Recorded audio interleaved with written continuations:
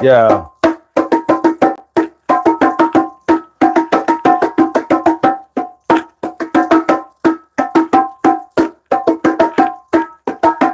Yeah. Stacey White.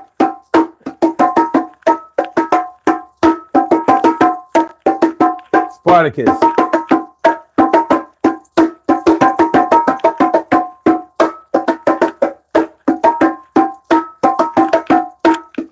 Yeah.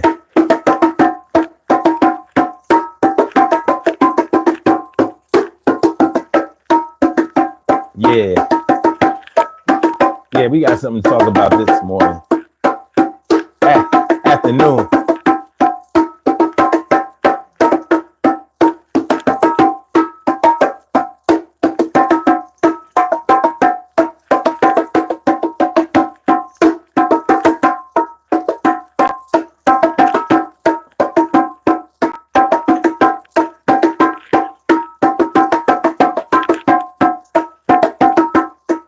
Yeah.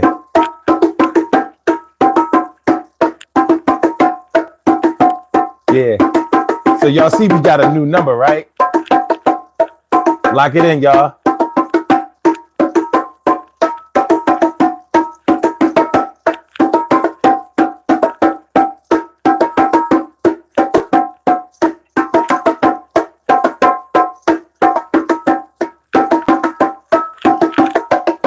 Yeah.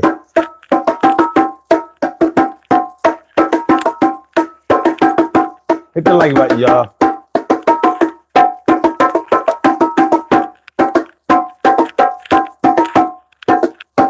Come on. Let's get it popping. Were you better off 4 years ago? It's easy to say you are, or that you were, but is it true? I said it.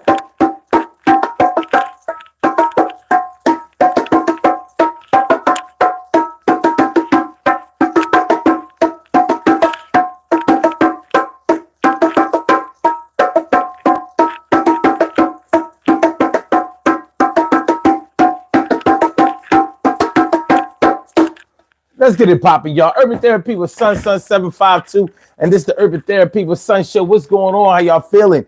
Saturday, I said Saturday, and that's how we get it popping. It's Saturday afternoon. It's coming through right now. You don't have to wait for it coming soon. We gonna talk about 4 years ago. You might have thought you was better off then. But now you know that you have to take a holistic view of your life. Were people all around you?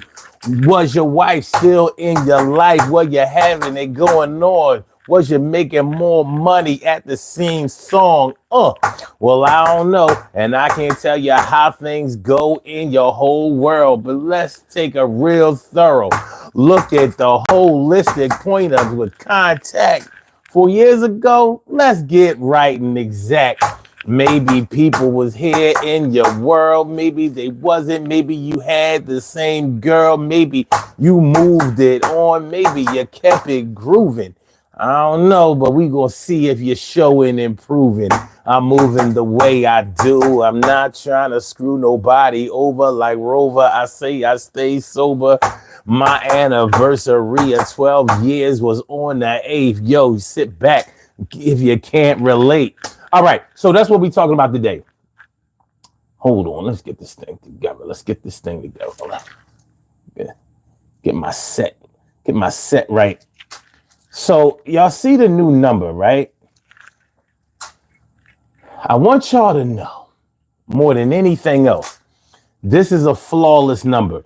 We won't have any more times when, I couldn't call it. We don't have no phone lines open tonight. From now on until we no longer do this thing on this level anymore, this will be the phone number. There will be no changes. There will be no back and forth. So you can call into the show if you want to call in, give some commentary. You want to ask a question. You want to make an indictment. You want to sing a song. You want to yell, scream, holler. No pay a dollar. Everything is going to be okay. Whether you drop out of scholar. If you want to If you want to curse, cuss, swear, the place to do it is where? Right here. This is Urban Therapeutic Sun Show. So this is how it's going down. Were you better off 4 years ago?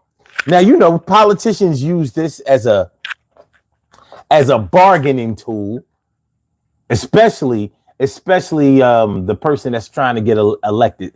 The incumbent doesn't usually take this angle, because if you really think about it, if you were already in office, why would you have to be asking somebody if they were doing better 4 years ago than they are now?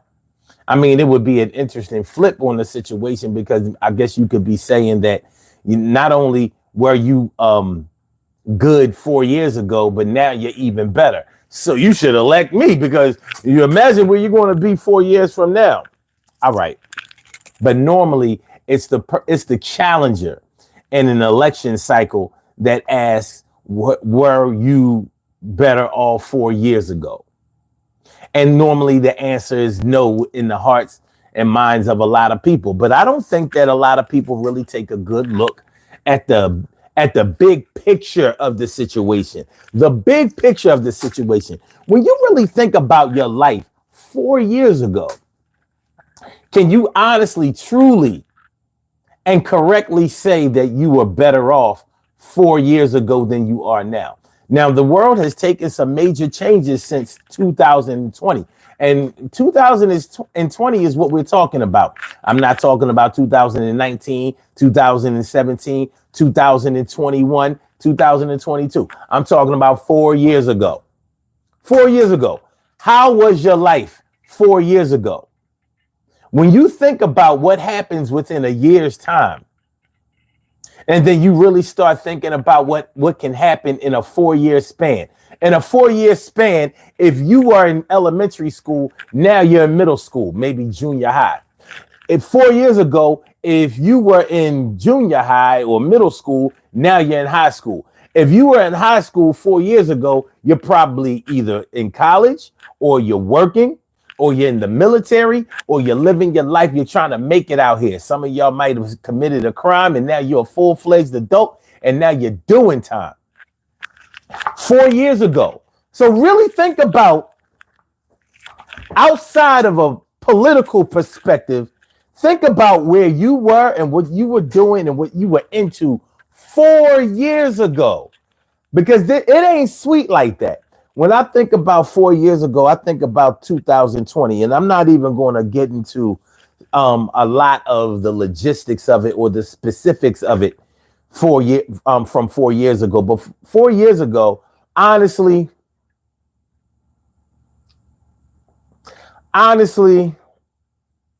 because of some things, some personal things, I would go back to 2020, even though 2020 wasn't a good year. At this time in 2020, we were in the pandemic, and I mean deep in the pandemic. No vaccine, no nothing. Regardless of how you feel about the vaccine, in 2020, we were still counting how many people were dying from COVID. And it was somewhere in the 500,000, some old crazy number. You know, because they was keeping a crazy score of the numbers before the vaccine started kicking in, which was 2021.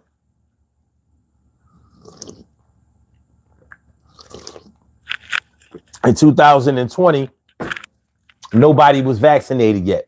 In 2020, we still couldn't go to the movies. I mean, people are forgetting about this.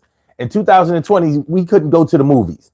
In 2020, we had to make appointments if we wanted to go to a restaurant, because we couldn't just go to a restaurant. We couldn't just go to a movie theater. We couldn't just go to a club. We couldn't just go to a skating rink. We couldn't just go swimming. We couldn't do things. The country was shut down. It wasn't a good situation. It was an interesting situation. It was a polarizing situation, and it was a situation that was very, very politicized, and it made us, it kind of shaded our view of a lot of things, you know? So here we are 4 years later. We, Now, I can't speak for all of you, but here we are 4 years later. Are we better off now, or are you better off? Let's not talk about we. Are you better off 4 years later? Now, I have some interesting questions, some really, really pressing questions to ask y'all about what y'all were into and what y'all were going through and what you were doing 4 years ago. And when you really get to think, when you really start to think about what your position was 4 years ago, you might have to concede that I don't know. I don't know if I was better off 4 years ago. Maybe you were optimistic that 2021 was going to be a good year for you, or that we were going to start going a little bit more forward with some things or whatever. I don't know. But 4 years ago, we were getting steadily tested for COVID. You know, maybe 4 years ago, you were home because you couldn't work. Maybe you were working from home. Maybe you weren't working anywhere because, nothing was open. Perhaps 4 years ago, you started a business and had to shut down the business because it was a small business. It was considered non-essential. You couldn't make any money. Couldn't do nothing. 4 years ago. 4 years ago was rough. But I'll tell you one thing.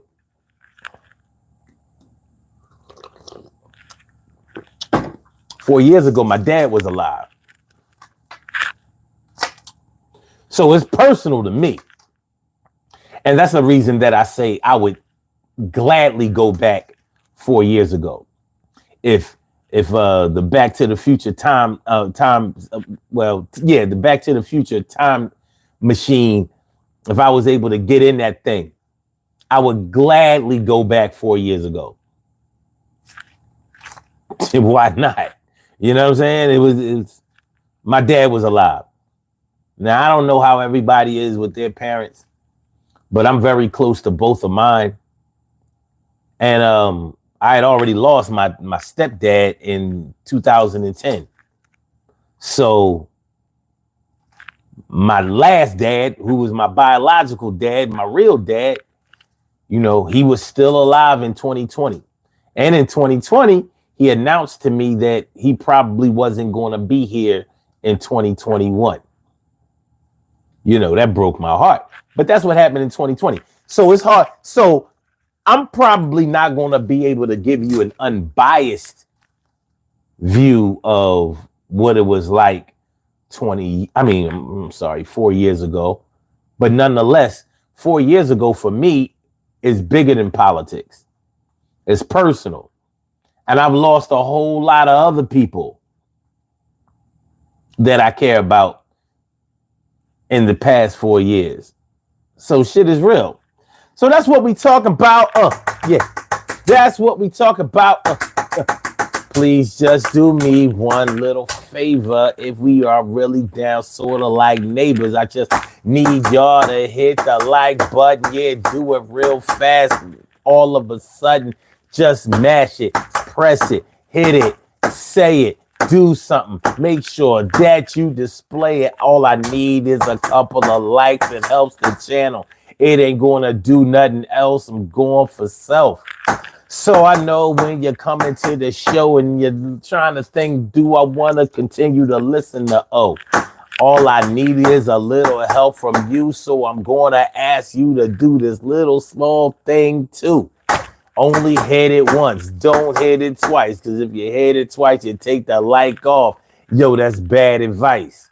So, yeah, hit the like button for me, y'all. Let's do this intro. Urban Therapy with Sun 752. And this is the Urban Therapy with Sun show. We do this every single Saturday from 1 p.m. till around 2:30-ish. And the reason that we say 2:30-ish is because sometimes it gets so heated that we just have to do a little OT on a Saturday.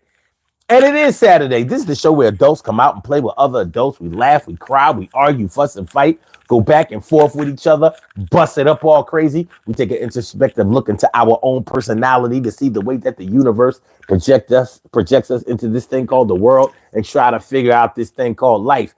I am your host, Sun 752, aka Omar with the and if you can't say Omar with the but then you just say Omar with the R. This is the Daily Go Getimism Show. I'm sorry. This is the Urban Therapy with Son Show. I'm feeling like a real man should. I hope y'all feeling like real men and women should also. Today, we are talking about, were you better off 4 years ago? Were you better off 4 years ago? Stacy White, what's going on, man? Good to see me, some of you. Thanks for coming on through. And Spartacus, what's good? What's good? What's that? Gavatron says, I just burped in my sister's ear. That's cute. And Stacy says, I have been so blessed. Well, it's good to hear about a blessing. You know what I mean? You can't do better than a blessing. I'm glad to hear that. Spartacus says, that would be a good question for Mike Pence. Ooh. I guess it would, wouldn't it? And Carson says, what's up? What up, Carson? Thanks for coming through, man. Appreciate it. Appreciate y'all. So yeah, were you better off 4 years ago? You know, when you really start taking a whole look at your life. I've talked to people who told me, well, yeah, 4 years ago, I was making more money. And I was like, did you change jobs? And they're like, no, I was working at the same job. I'm like, well, I don't think that that's possible. Did they give you a demotion in 4 years? Because from what I know, every job, corporate jobs, gives you an annual raise. So every year you work at a job, you start making a little bit more money. It might not be a lot. Sometimes it's 1%, 2%. It might get up to about 4%, and they normally cap it there. But if you are working at the same job that you were working at 4 years ago, it is virtually impossible that you were making more money then than you are now. So I realized when I ask people that question and they answer the question, they're not really thinking. They're thinking emotionally instead of actually or realistically. If you were working at the same job in 2020, there is no way you can be making less money in 2024. No way. I don't care whether you are whether you voted for Trump. I don't care whether you voted for Biden. I don't care if you voted for Kamala Harris. There's no way you could be making less money on the same job as you were 4 years ago. There's no way. No way. Now, we may be thinking about in terms of inflation and how hard it is to keep more money, but you have to say that I had more money, or I had more disposable income 4 years ago, because I can't dispute that. I don't know that. Only you know that. And that may be absolutely true. But to say that you were making less money 4 years ago, ain't no way. I said, ain't no way. Like my girl, not Marvin Gaye. He's not a girl, but I was about to say my girl, Aretha Franklin. You know, the queen of soul. She said, ain't no way, because she really knows. What's going on? Grown woman, don't try me. What up, y'all? Grown woman, don't try me. Is all up in the house, and Emily Dunlap is in the house. Wow, she about to turn it out. How you feeling, my? Good to see me some you. And Nafia Perween, what's good? Thanks for coming through. Appreciate you. And Mert38 says, hello, bro. That's what's up. And he says, are you 50 cents? I don't even know what that word is. I think that you forgot to keep writing the word. Do you like doner kebab? I don't know. I don't even know if I should repeat that. I don't know. All right, Emily says, where you been? Everybody already know their cousins. Oh, with 50 Cent? Yeah.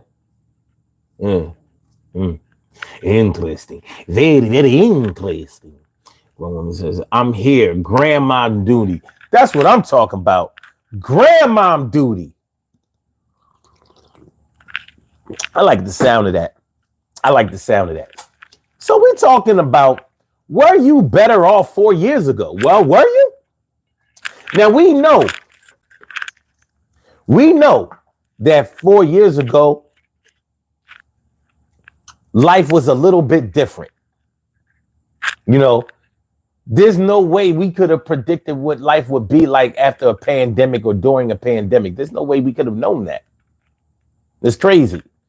So I never saw a pandemic coming, and I definitely didn't know what it would be like to be in the thick of it. We didn't know what it would be like to be locked down, told that we had to stay in our houses, or, told that unless you are essential personnel, it's not safe for you to go outside. It's not safe for you to visit family members. It's not safe for you to be around loved ones. Everybody is infected. It's like we were all in a zombie movie. You know what I mean? In the zombie eclipse, in the zombie apocalypse, you don't know who you can trust. You know what I mean? It might be your spouse, your lover, your best friend. You think, oh, yeah, you looking a little sick today, but I know I'm cool. Next thing you know, they bite you on your neck, and here you are, a zombie. Don't nobody want to get zombied out here. Don't nobody want to get zombied out here. But yeah. So yeah, we were entering a life cycle that we had not been exposed to before. We didn't know. We didn't know what to expect. And it was hard for a lot of us to handle. So the perspective that we have about 4 years ago, there's a lot of revisionist history going on right now. From my point of view, there's a lot of revisionist history. Like, if you can actually say that you were better off 4 years ago, I want to know how. We're talking about December 14th, 2020. How are you better? Run it. Let me see what you got. I know one thing. I have 2 PlayStation 5s. I couldn't do that in 2020. And that's when they came out. What I'm talking about. When the PlayStation came out in 2020, I couldn't get one. Could you get one? You could get one? Wait a minute. Let me get this. Let me get that right. Because that might not have been 2020. Hold on. Let me get right. I could have. When was the PlayStation 5 released? Oh, yes, it was. November 15th, 2020. And remember, there was hardly any supply. There was this big demand, so people were selling PlayStations. If they could get their hands on them, they were selling them for upwards of $1,000. You wasn't going to get no PlayStation for under $1,000. Not for real. You couldn't even go to a store and buy one. I remember every now and then Amazon would be like, yo, it's a PlayStation 5 available, $500. And as soon as I went to go order that thing, sorry, we ran out. I'm like, what did y'all do? Release 4 of them? But yeah, like I said, I have 2 of them now. One for the living room, one for the bedroom. I get my gaming on. 2020, I couldn't get one because I wasn't paying no thousands. I mean, I could buy it. I could afford it, but I wasn't doing that. I was like, no, I can wait. I think the PlayStation 4 was the best PlayStation to date anyway. I mean, the 5 is dope. It is. I'm warming up to it. But the 4 was easy to warm up to. That thing was dope. So 4 years ago, December 14th, 2020, were you better off? Well, in some ways, you may think that, yeah, I was better off 4 years ago. Like I said, my dad was alive 4 years ago, but he was sick. You know what? Like, my pop tried not to, like, he consciously tried to wean us off of him. Like, we knew that he had cancer, but we didn't know the severity. We didn't know the stages of it. He never spoke about that. But I remember right now in December, he was in some type of facility and we didn't even know his address. We couldn't go see him. It was COVID. He didn't share it with us. You know what I mean? It wasn't a good time. It wasn't a good look 4 years ago. 4 years ago, it wasn't, but he was alive. And I would take that over everything else. I would. But think about all the other people. Like, I could speak for myself, but I can't speak for you. I'm sure that there were people that were in your life that were special to you, that were near and dear to you, that were alive in 2020. Now, you can't base like your whole life being good or bad, based on somebody who was alive for you or around you or in your life 4 years ago. But you can make some serious calculations and assessments about how life was, especially if you were dependent on a person who was there in your life 4 years ago. Like I said, my dad was alive 4 years ago. I don't know what else needs to be said. True story. Emily says, I thought he was asking if we're cousin to 50 Cent. Oh, my people's Johnny West was good. My people's Johnny West is all up in the house. And he says, what do you think the odds are that Barkley getting the MVP? Low. Man, they don't be wanting to give that thing to nobody but except for quarterbacks. Real shit. They don't really want to give that to nobody except for a quarterback. But I mean, he has the numbers. He has the numbers, and especially with what's the oh damn it, what's the Buffalo Bills quarterback? What's his? I'm having a brain fart right now. Come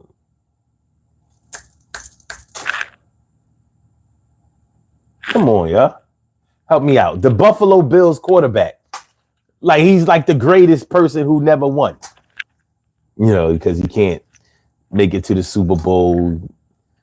Keep getting knocked out somewhere near the AFC Championship or whatever. Oh, shit. All right. Y'all gonna make me Google that. We supposed to know that straight up and down. The Buffalo Bills quarterback. Josh Allen. Yeah.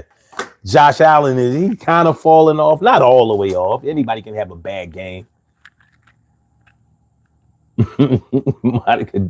Queen Monica says Bills check, or were you trying to say Bill Belichick? He was a coach. So no. All right.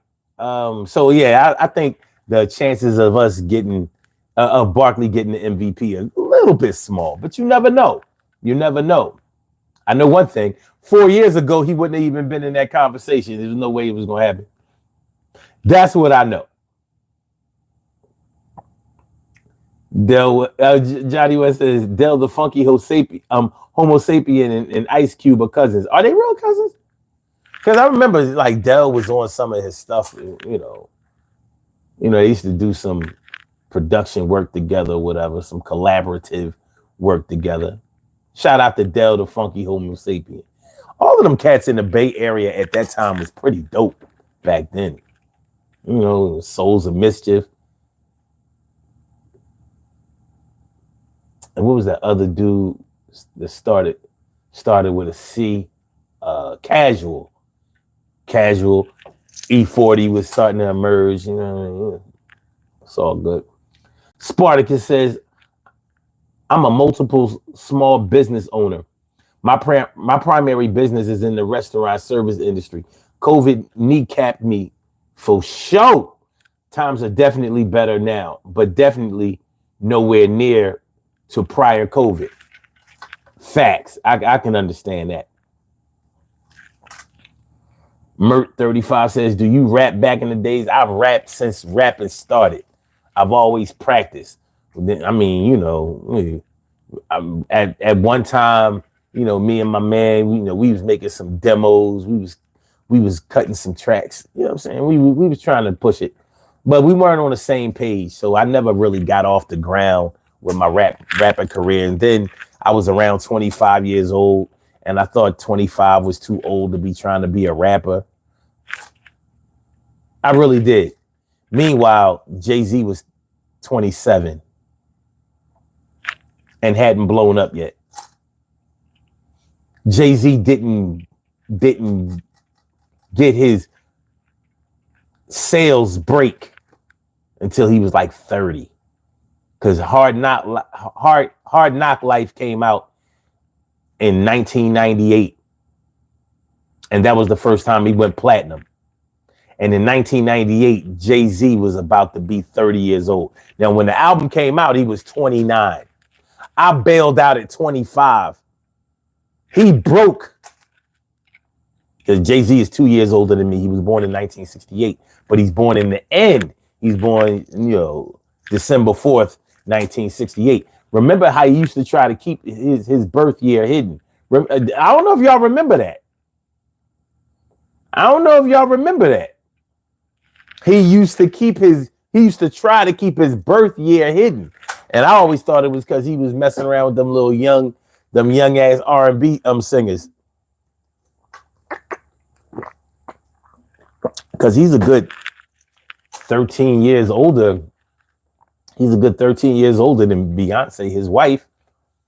But if he was messing around with Maya and them, Foxy Brown and all that. Now it's looking a lot better, with this little scam of him supposedly sexually assaulting the 13-year-old. That ain't looking good for the so-called victim. Her story ain't straight. But I tell you one thing, 4 years ago, he didn't have to worry about all that. By the way, Jaguar Wright is backpedaling and saying that she didn't say things about Jay-Z. I'm like, well. You, Jaguar, your ratchet, unapologetic self is backpedaling and retracting statements. I never said Jay-Z did nothing. I'm like, it's kind of on tape. On a lot of tapes. You said Jay-Z did something. A whole lot of something. What we doing, Jaguar? See what happens when people start punching back? You see what happens when people start punching back? But, that's their struggle. 4 years ago, they didn't have that struggle. Queen Monica says, I was listening well. Okay, cool. Sportica says, though you was trolling, my bad. I know, right? It's crazy. Manifest Reality was good. Says, all mods in chat. Hope everyone is well on this wonderful day. It is. I know I'm feeling like a real man should. Yes. Let's get it understood. I hope y'all feeling good. At the same time, we gonna do the same things. We gonna say the same rhyme as if it was in concert. 10,000, 20,000 came to see me, and y'all in the crowd front row seat, and y'all like pumping it up and saying go. And I'm feeling like, yo, I can increase the flow and never stop going, never get off the stage, have the crowd yelling and screaming, going in a rage, but it's not a riot, but nobody gonna keep quiet saying, yeah, ho and ow, and I see it. It's gonna be a hell of a time. It's gonna be a hell of a drop, a hell of a dime, y'all. All right.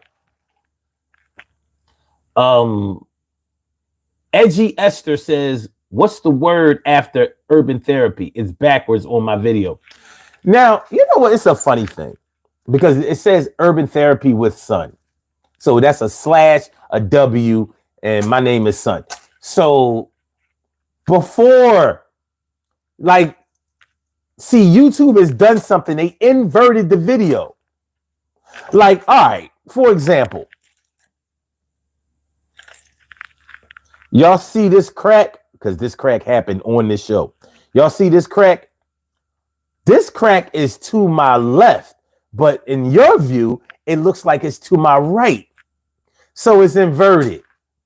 Now, I could turn the sign around and then it would say urban therapy. But for me, it would say Nabru. It would say Nabru. Nah, bro. But yeah. So I don't know. I don't know what YouTube did. They did something with that because if you go to prior shows 2 months, 3 months, 4 months, 5 months ago, you'll see that Urban Therapy with Son was written the right way. But they did something. Maybe it was the latest update or whatever. But just do me a favor, y'all. Please hit the like button.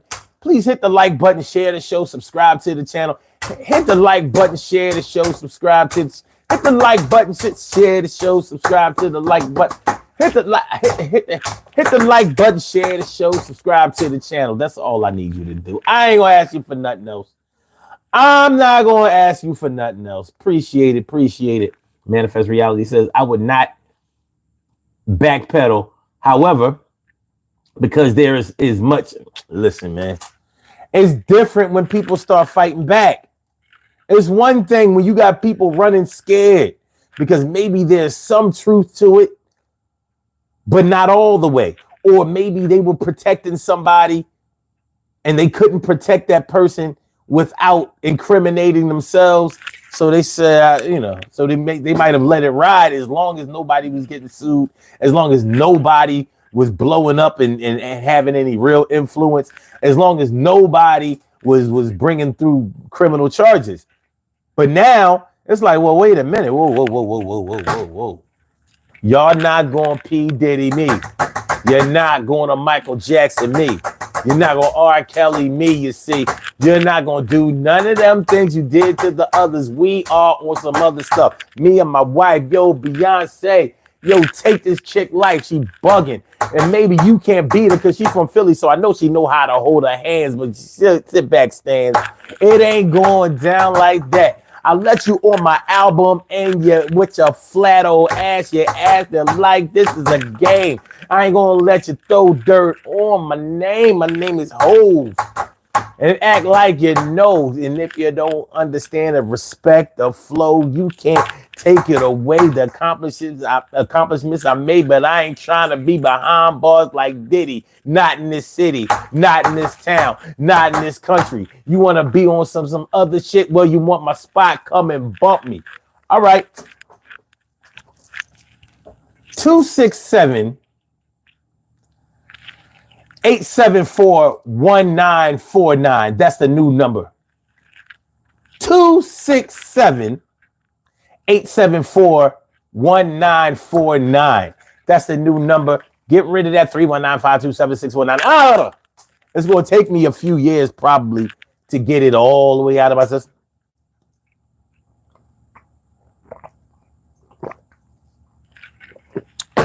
It's probably. Because I remember the number before 319-527-6199. It used to be 347-677-1533. That was the number all the way back in the day before like 2015, something like that. That's when they changed it. But we're not using Blog Talk no more. That's dead. That's dead. We are rocking. We independent now. We got our own number. It's going to work every show. There won't be any, sorry, but we're having a problem with our system and you can't do your thing the way that you're supposed to do. Burns Our Priest was good. My people's Burns Our Priest was good. What's happening? Says, hey, man. And no, I was not better 4 years ago. I'm doing better today with everything I've learned and the little life experience I've had.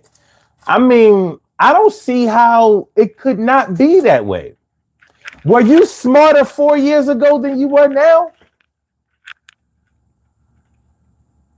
I mean, to really think that you were better off 4 years ago outside of business, because business-wise, you may have been better off 4 years ago. If you were like an independent business person and you were just getting off the ground, maybe you were able to start turning a profit, keep your bills paid, hire personnel. You were on your way up, and then COVID hit and you had to shut down. Now you can't pay your loans. They froze loans for a little while, but maybe listen, one thing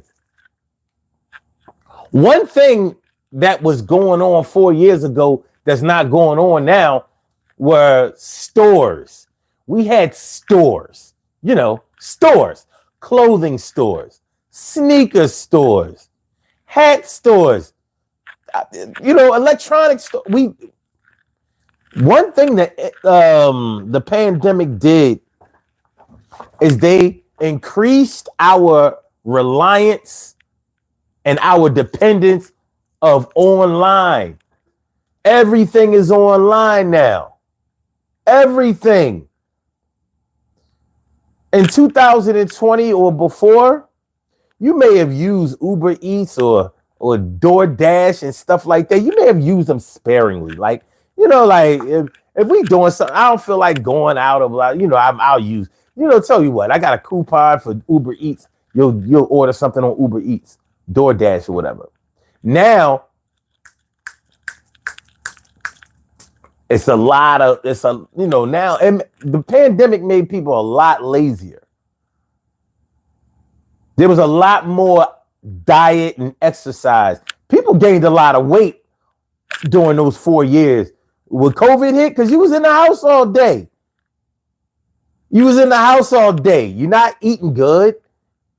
You're not taking care of yourself well. You're not getting out. You're not walking or exercising or running, or you're not active as much. You may have, some people never stopped, but gyms weren't open. If y'all remember, gyms were closed down. Exercise, fitness centers, they was closed down.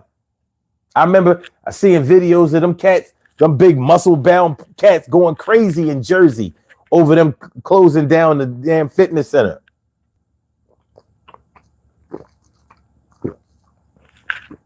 They over there looking like the big bouncer rebellion. No, man, you need to stop us. You guys close the gym.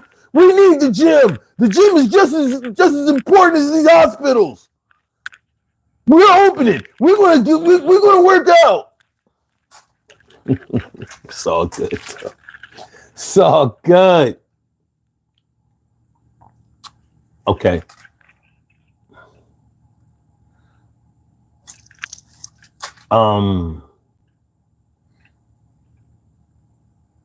Manifest Reality says this is what most are not doing. Varshay McDonald, what's going on? My good to see me some you. Thanks for coming on through. I appreciate you. Yes, I really do. Word up. Manifest Reality says shopping for the healthy foods and exercising with family even after dinner. That's a good look.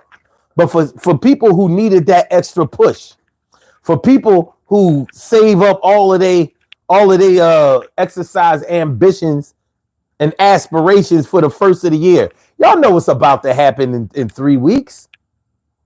Y'all know what's going to happen. Everybody is about to pledge to stop eating everything bad, pledge to start eating everything good. Pledge to start working out every day, and they ain't worked out since June. Matter of fact, it might have been too hot in June. They probably haven't worked out since like May. We had some cool spring days in May, so they probably haven't worked out since like May. But they're gonna pledge, and I'm getting these toxic people out my life. Social media, a lot of y'all not going to be my friends or followers in 2025. So if you don't see me around, people get arrogant as shit around the first of the year, like you need them. Yeah, well, you might not be able to find me in 2025. I'm like, shit, I wasn't looking for you in 2023, 2024, 2025. I hope you're still alive, but you don't have to come around me no more because I ain't missing you. No, I ain't missing you for sure. I say missing you. Diana Ross, I said missing you. The Climax Choice, I said missing you. Case, I said missing you. Yeah.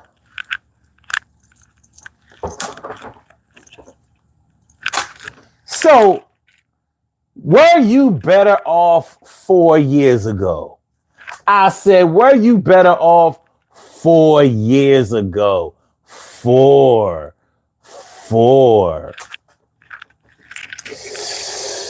Like I said, my dad was alive. My best friend was alive.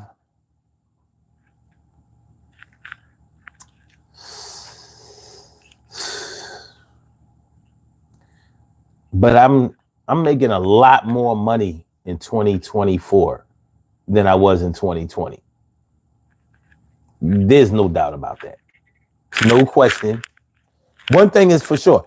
In 2020, in 2024, I could take my skills and abilities, put it on a resume, and go and set my own price and just sell to the highest bidder. In 2020, at this time, like, you want another job?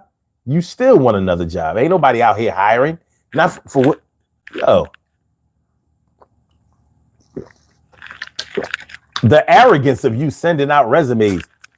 And in my industry, they was trying to lowball everybody. They was trying to pay pennies because they knew you were desperate. They knew you were desperate, but they still needed your position. You know? So there was a lot of being taken advantage of 4 years ago. But people forget that. People forget that. Talking about you was better off 4 years ago. I just want to know how. How you do that? How you do that? Hit the like button. That's how you do that. Share the show. That's how you do that. But yeah, 4 years ago, it was a reality check. It was a reality check. Let me see. Oh, Manifest Reality says he be taking after dinner work. I'm taking after dinner walks. Good shit. Says, but these are the things we are doing throughout the year. Good stuff. He says, I am better now. And going forward, it was that 1 year scale due to what was going on. Yeah, I mean, you know, it's when you start to measure 4 years ago from now, December 14th, 2020. Even the presidential election hadn't been decided all the way. Donald Trump was still saying he won, talking about the election had been stolen, trying to get Georgia to come up with votes to yo. It was some crazy shit going on in 2020. 2020 was ratchet. Out of all the years, 2020 was ghetto. That was like a ghetto year. Yo, I ain't seen this boy on this show since the summertime. My dude, John Jeffries. What's going on, my man? My local brother, John Jeffries. He says, my man Omar with the fresh wolf gray Ralph Lauren sweatsuit. Well, you don't say. But no, this is a Russell. Let's see if I got a tag somewhere. This is a Russell. This ain't a Ralph Lauren. Yeah. We rustling it. We got the Russell. I'm good with the Russell. You know what I mean? It's cold outside. When it's cold outside, girl, you better put on your man's hoodie. He gonna be holding you. Well.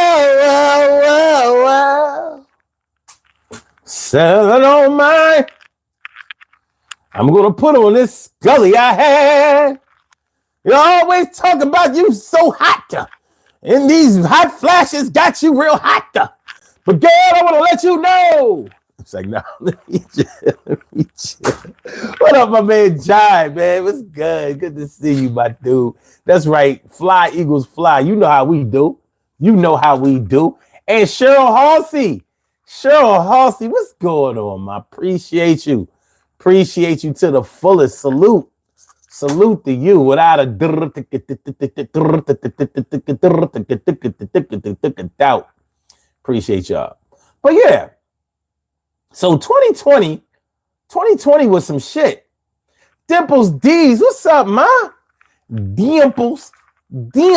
Like I gotta have a, I got dimples only in certain situations. Like I got situational dimples. See, I don't have enough dimples to learn to call myself Dimples D's. You ain't gonna hear nobody be like, if they ever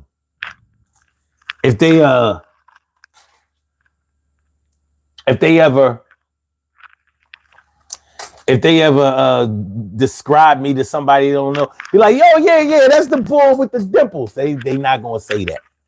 They not gonna say that. With dimples, they might say it, but with they be like, I mean, he kind of got a, I don't know. Like, on some pictures he got one, and the other ones he don't have one. You gotta create your own dimples out here. You gotta create your own dimples out here in these streets. CC Big Daddy, I know who you are. I know who CC Big Daddy is. Fresh Eagles. My man Troy Diesel is up in the house. What's good, y'all? Appreciate y'all. You know, y'all could have been anywhere in the world. Y'all came through to talk about this. Y'all came to kick it with me. And we talking about, were you better off 4 years ago? 4 years ago. You married to the same woman that you was married to 4 years ago. You messing around with the same man or woman that you was messing around with 4 years ago? 4 years ago. Was your kids straight? Was they doing good? Was everybody all right? Was certain people in or out of the hospital? 4 years ago. What was you driving 4 years ago? Oh, you wasn't driving when? 4 years ago. 4 years ago. 4 years ago. 4 years. 4 years. 4 years ago, yo, the flow was crazy, but life wasn't good. I was feeling lazy. It was hazy. I really couldn't see through the fog. It kind of felt like I was a bump in the log. Listen, y'all, it was crazy. Back in 2020, I ain't know if I was going to get COVID. Didn't know if I would have money. Didn't know if I could maintain. I wasn't trying to get no PPA check. But let me explain. I know that the train was coming, but I couldn't get on it without a mask. I don't miss wearing a mask, even though COVID ain't gone. Sometimes I have to flow, put on that mask on my face and clear out the space. But it wasn't a choice 4 years ago. You had to put on that goddamn mask or they had something for that ass. Mask mandate, can't go in the grocery store. Mask mandate, can't go nowhere no more. Mask mandate, even if you drive a Uber, you better have on that mask. You gonna be sick as an ass. That got a whole lot of shit in it. Yo, hold on, chill. Let me put on my mask for a minute. That's what we was doing. 4 years ago, we couldn't enjoy the air. They was telling you to put on your mask while you was outside. Come on, son. I'm like, but remember, 4 years ago, you outside and like, you'll keep your mask on, man. You might pass somebody, you know what I mean? It's an airborne disease. They didn't want to say it was an airborne disease. Had us buying all those goddamn disinfectants and shit, wiping down everything, got gloves on and all crazy shit. Talking about wash your hands. You got Dougie Fresh out here making up.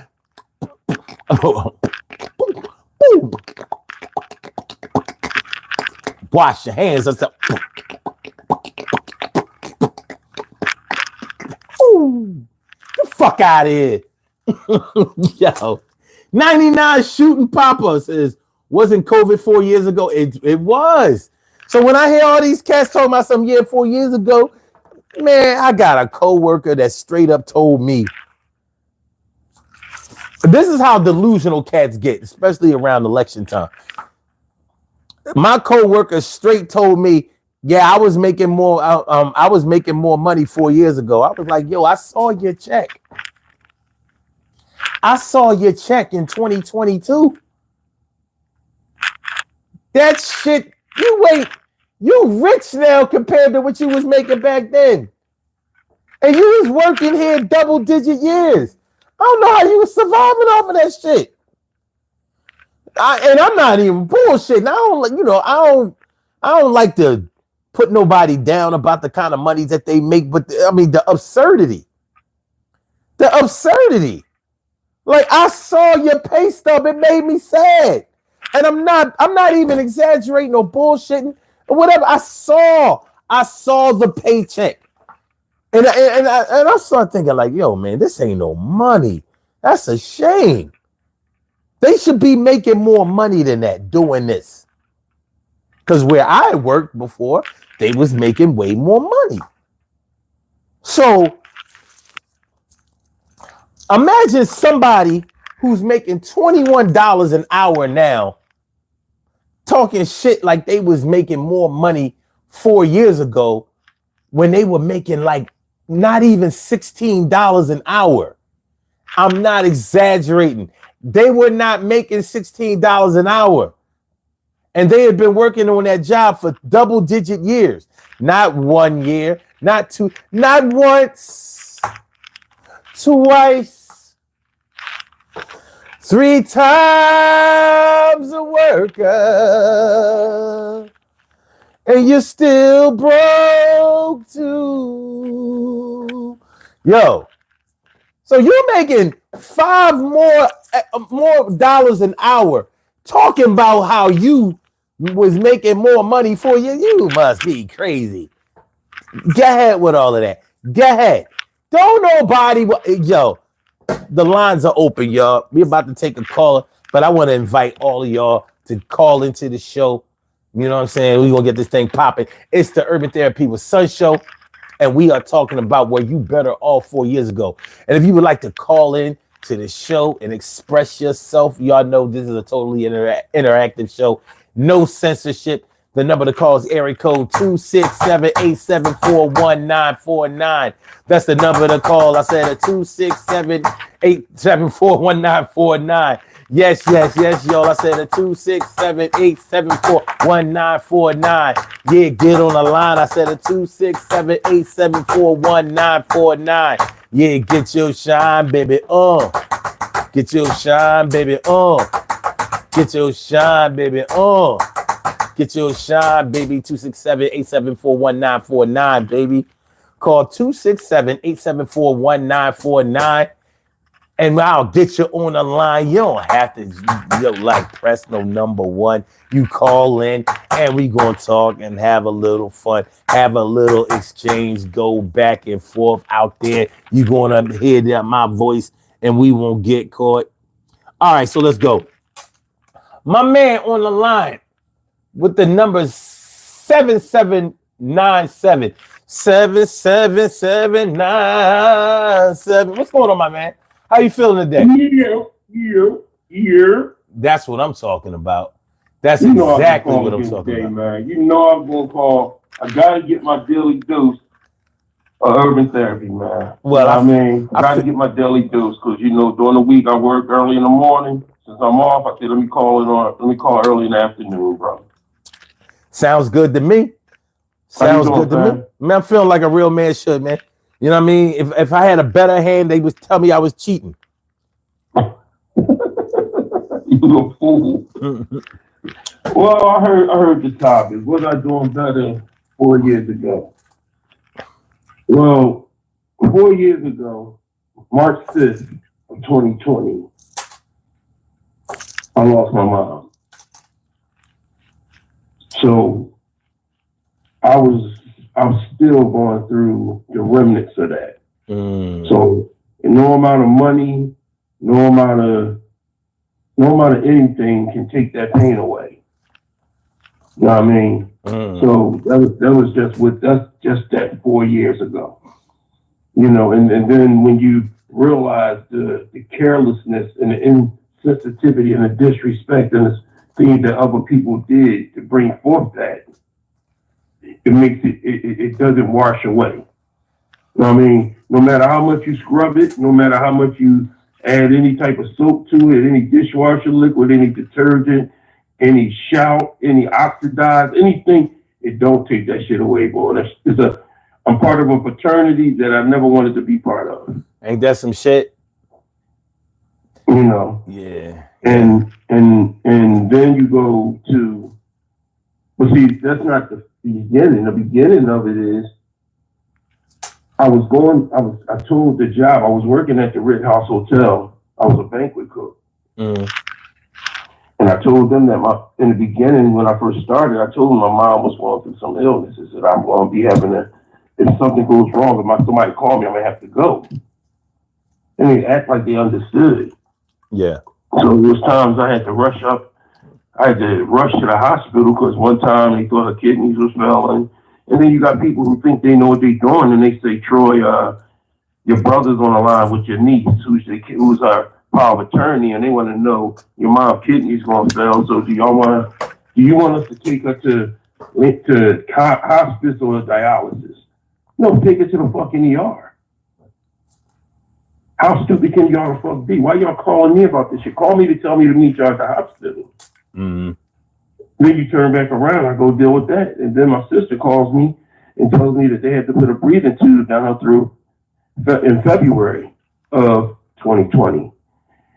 Just to find out that my niece, who was a caregiver, calls us while we were in the family room and says that putting a breathing tube down my mom's throat wasn't serious. Wait, hold on a second. We got another call on hold, so I got to figure out how this thing works. Oh, hold on. Go ahead, figure it out. No. They're gonna have to call back, but no, go ahead. So my niece said that the ambulance putting a breathing tube down my mom's throat wasn't serious. Mm-hmm. And I went up there. My brother's a pastor. I prayed for my mom. I took a picture of it just in case my job thought that I was lying, because you know how these jobs get. And that was on. And then a week later, they brought me in the office because I had to go to the hospital. I wasn't feeling good, And I went to the ER. I turned back around.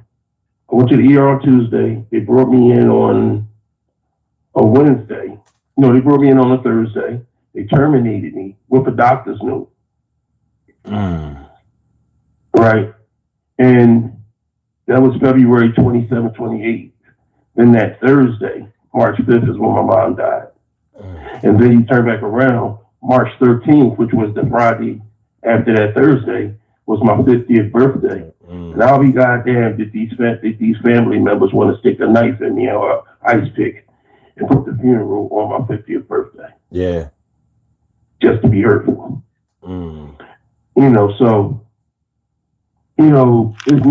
It's no amount of 2020, and that's adding to the post-traumatic stress disorder I was having after January 6th, because I told you about that last night, after that shit on the Capitol, and imagining it was all black people at the Capitol, and what would have happened to us, our people, and having to fight unemployment after they told me that to file for unemployment.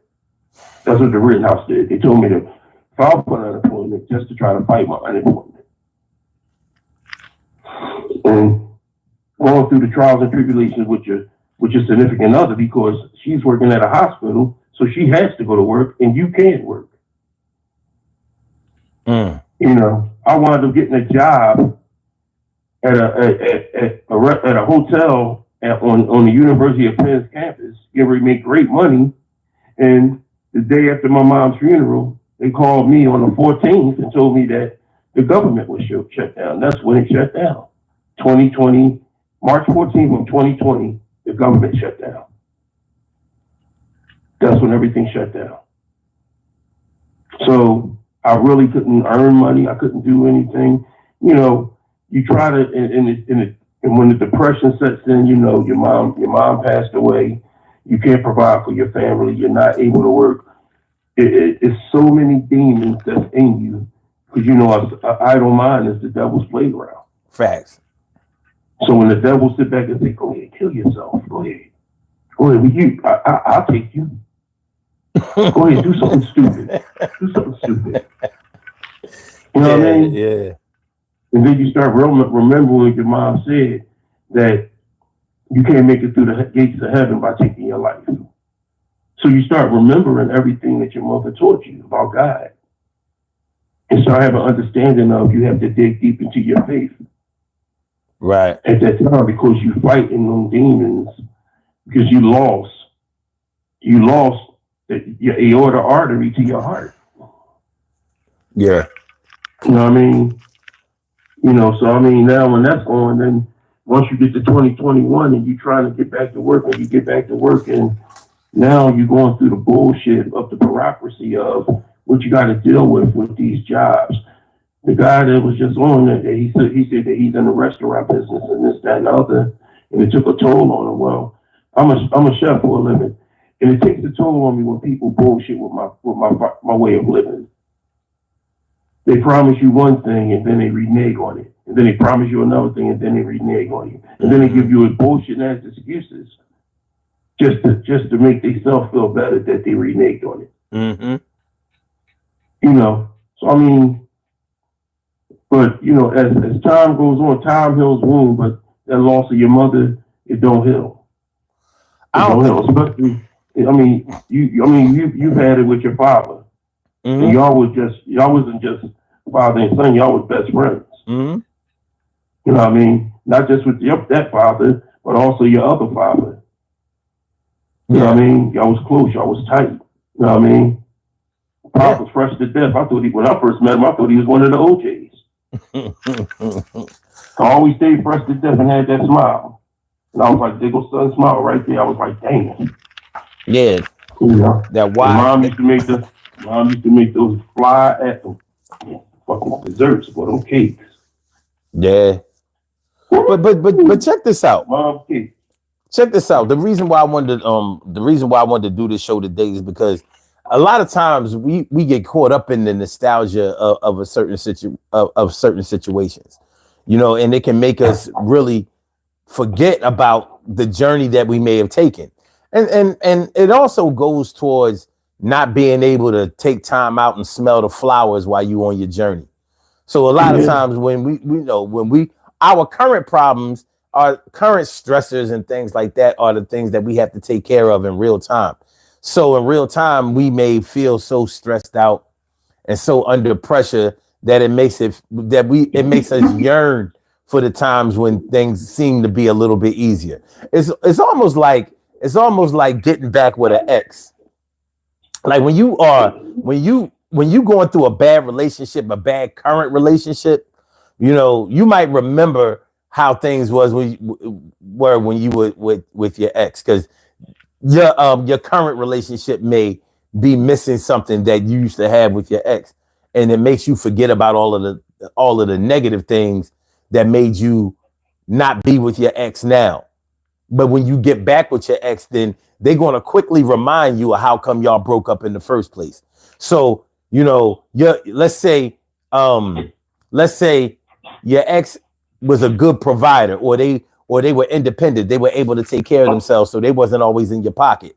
And now the person that you with now is always in your pocket, or they always broke, or they always need some money, or they always behind in their bills. They always are in a needy situation. So you might long for the days that your ex, always had money. She might have had money. He or she might have had money to be able to give you, keep everything paid. They might have been thorough with the finances, but they might have been a cheater. They might have been inconsiderate. They may have been emotionally abusive and all of that. And somehow you forgot that. But that was the very reason that y'all had to break up in the first place. That was the very reason why y'all not together anymore. But in your current relationship, all you know is that they broke all the time. All you know is that they snore loud. All you know is that although they're a nice person, they don't seem like a perfect fit the way you were with your ex. And you and your ex were not a perfect fit. Mm-hmm. But you are looking back on it now like y'all were. Mm-hmm. So it's like the grass is always greener on the other side. But when you really take a look at it, you have to take some things into consideration. You never really account for that. You never really account for the snakes in the dead grass that's in that green grass. You never account for that shit. Facts. You don't account for it, and you don't understand the significance of it all the time. But part of being an adult, which is one of the hardest parts, but part of being an adult is being forced to put certain things into their proper perspective. It's not an easy thing to do for everybody. Being able to put things in their proper perspective. That's like remembering exactly where the pieces of a jigsaw puzzle are. Hold on, we have another caller on the line. Let's see what we can do here. You have a call from.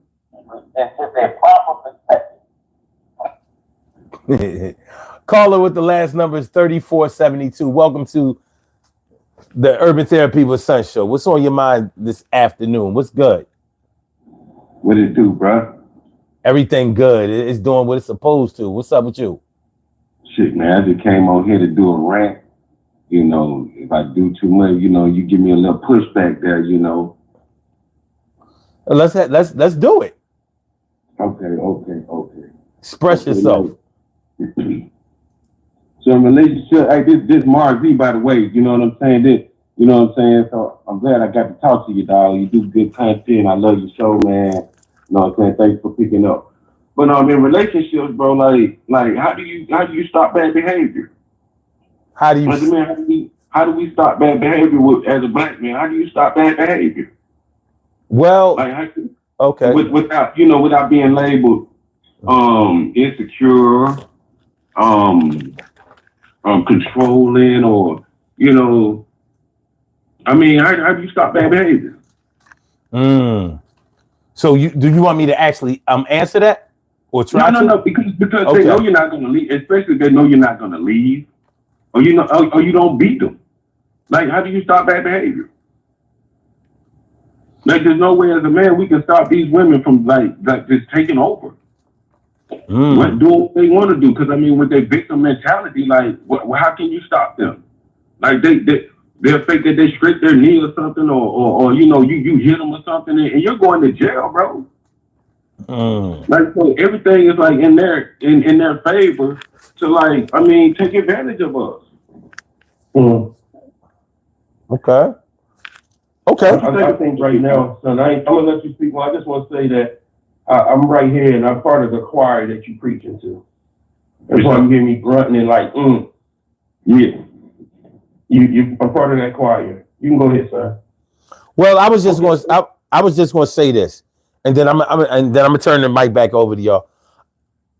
You can't necessarily stop anybody's bad behavior.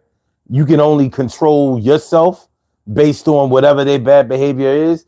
But what you can do is you can influence them to do better by showing them better than what they may have been shown before. A lot of times when people act out, when people act a fool, when people forget where they came from, when people try to come at your neck, a lot of times that's because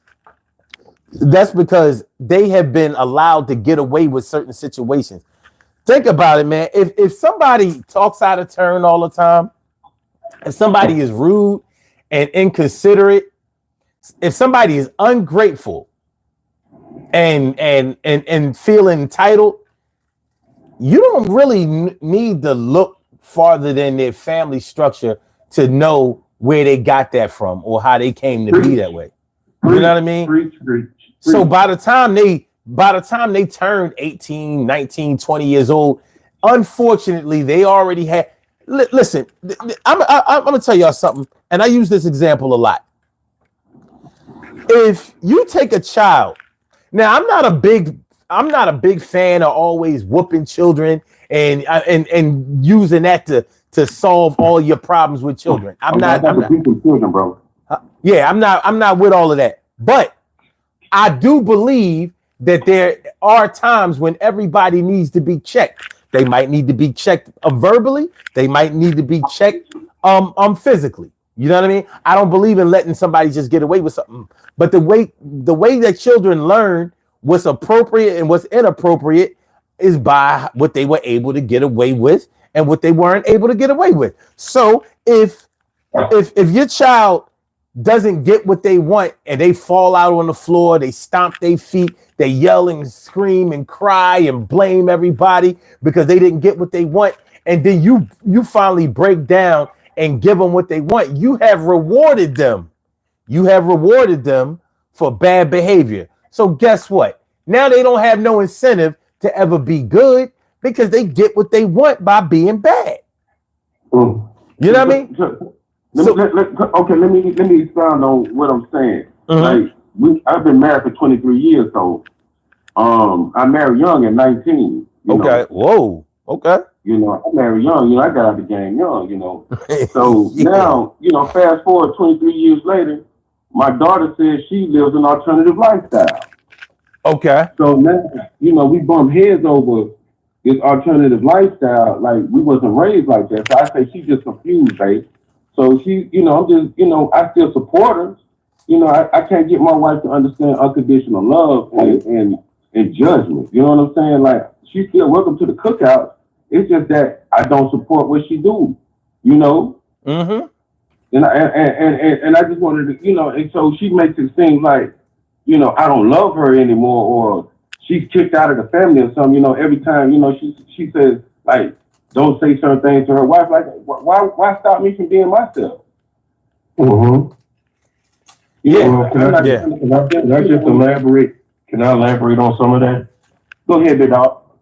Okay. Well, first and foremost, it's a pleasure talking to you, good brother. The thing about it is that when as parents, we want our child to be in the right way. We we bring them up the way we want to bring them up. So once we get into the adult years, we allow them to make their decisions. It might not be what we want, but that's their decision. Whether they have an alternative lifestyle or they gay, bisexual, straight, or whatever, you try your best to just be there for you. Like you just said, it's not that you don't love it, you just not condoning that ignorance with it. But you don't have to speak on it, and you just have to let her make her decision, because if you don't allow her to make her decisions, you're going to alienate her. And when you alienate her, you're going to lose her.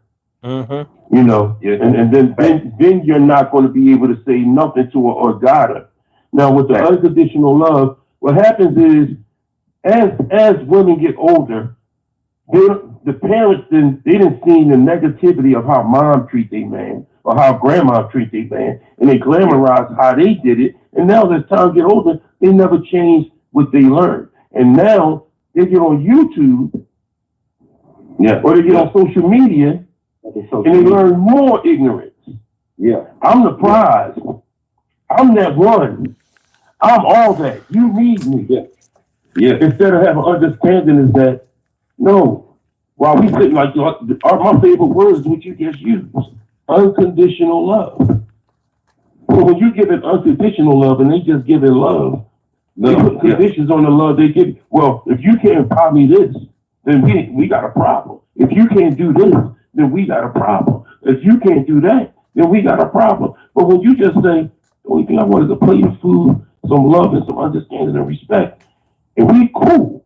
But see, everything with a woman, some women, I'm not saying all, they sit back and they put conditions on what love is, and love is just strictly love. Stop it. Yeah, we falling out. I'm trying to put the conditions on it. Go ahead, son. Yeah, we falling out now because I'm treating it like it's a fad, and not as like, and not as like it's something that she's gonna continue for the next 20 years. But I keep telling her, and it doesn't bear any fruit. But the thing about it is that when you can't tell her that it's a fad. Because then when you tell her that it's a fad, or she's trying to find herself, then she's gonna keep doing it. If you keep telling kids that as an adult, you keep pushing, then you're pushing them in that direction. Mm-hmm. You have to let them learn and gradually fall out that. Yeah, we have a Christmas, Christmas coming up, and it's gonna be, one of those days, man, where I have to just try to get through it, without shit falling apart, Now I'm the best. Well, the most important thing that you can do that day, one thing about it, man, Time heals wounds. Give that time. But at the end of the day, prayer always works, man. You know, prayer works. And at the end of the day, just make sure that when you're dealing with your daughter, don't even bring up the lifestyle she living. That's what I'm asking. Don't bring that up. That's what I'm saying, bro. Like, at all. Just bring up the love. Just bring up the love. Exactly. And it's like they be trying me, you know, like I seen a video the other day where the guy was in the car and the dude with the wig wanted him to move, but it seemed like if you seen the video, like you understand when you being tried, bro, and sometimes you just got to stand on business. Mm-hmm. And my other thing is like can I change the subject? Is it okay? Go ahead. Okay, is that okay, son? I'm sorry. Son, is that okay? Yeah. Y'all can do it. I don't want to be disrespectful. As job situations, for these employers, man, like being black and being employed is a whole nother issue, bro. Like that's a whole nother situation, bro. Like, I had a situation where me and this guy, we were friends, and it's a friend of mine, and we had I'm taking him to work, and we have a little altercation in the work, and I'm saying, hey man, hold on, man, let's settle this right now before we get to work. And I say we get into it again. I say, hold on, man, let me call the boss, because we ain't finna go to work arguing, bro. So he like, nah, man, don't call the boss. And then I say, man, okay, let's settle it. So long story short, he and then going telling the boss some stories and stuff, and like I get in trouble, bro. So it's like she screams at me, right? So I took it, you know, like a man supposed to, you know. So I didn't let it sweat it or nothing. I just was like, okay, this is how you want to do it. It was a white lady, so I just transferred, bro. So I went and transferred. Now it was like, oh, I disrespected her because I transferred, bro. What? Not that she yelled at me, bro. That I transferred, I disrespected her, bro. By transferring? I'm gonna give you. You did the most professional. You know. When she yelled at you, the first thing I would have did was went to HR and documented that and put that in the system that she yelled at me.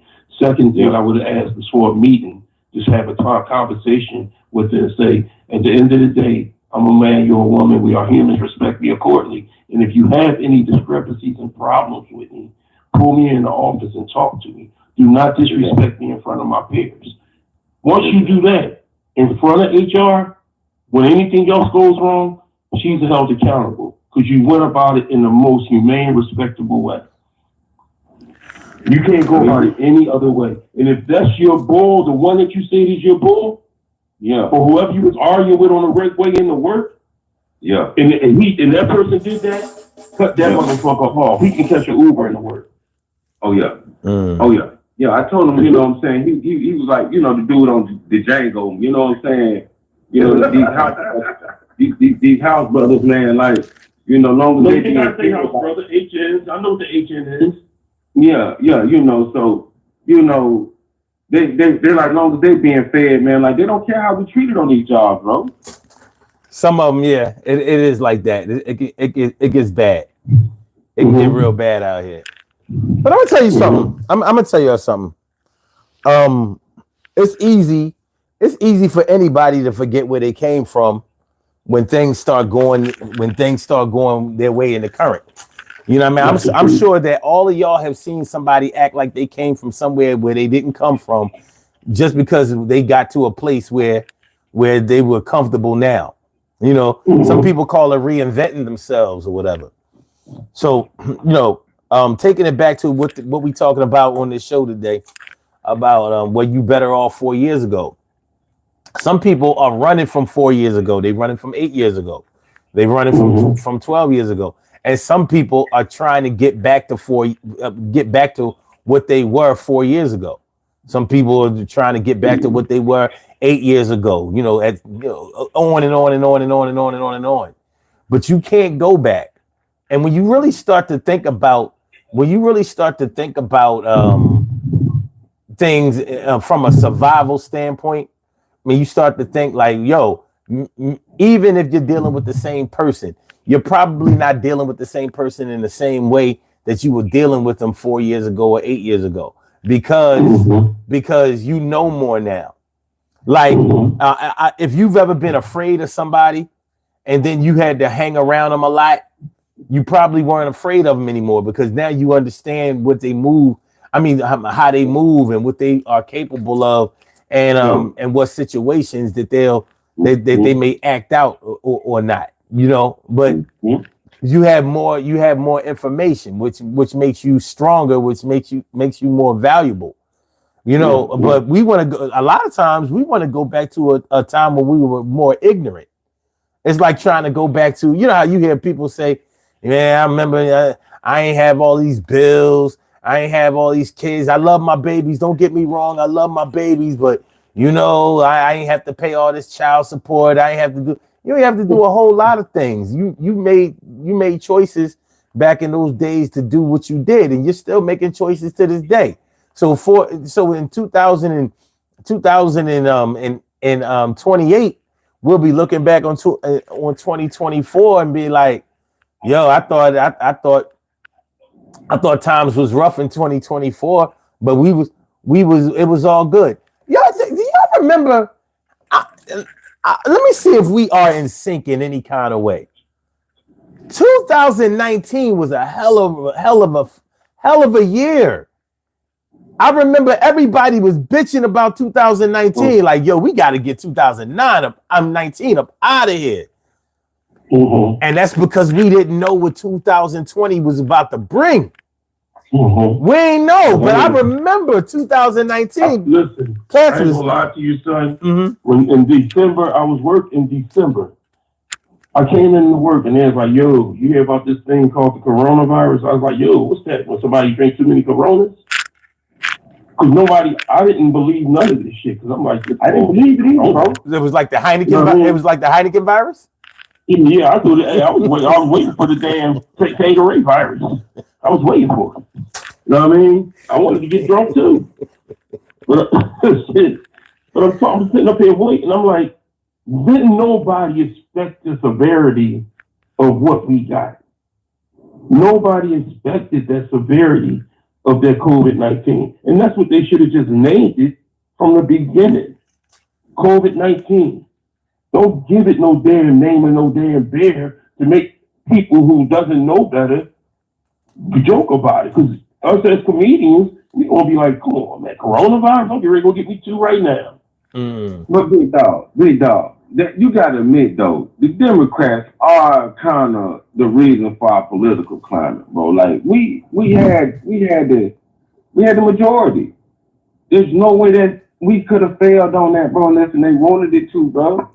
When they went out and tried to blame Joe Manchin and all that, bro, come on, man. Like we peeped that, man. And then just be honest, bro. Trump gave us that unemployment during the COVID shit, bro. He didn't give us any. I'm gonna let Son speak on that because I know Son, when you bring up the money issue, he can raise blame.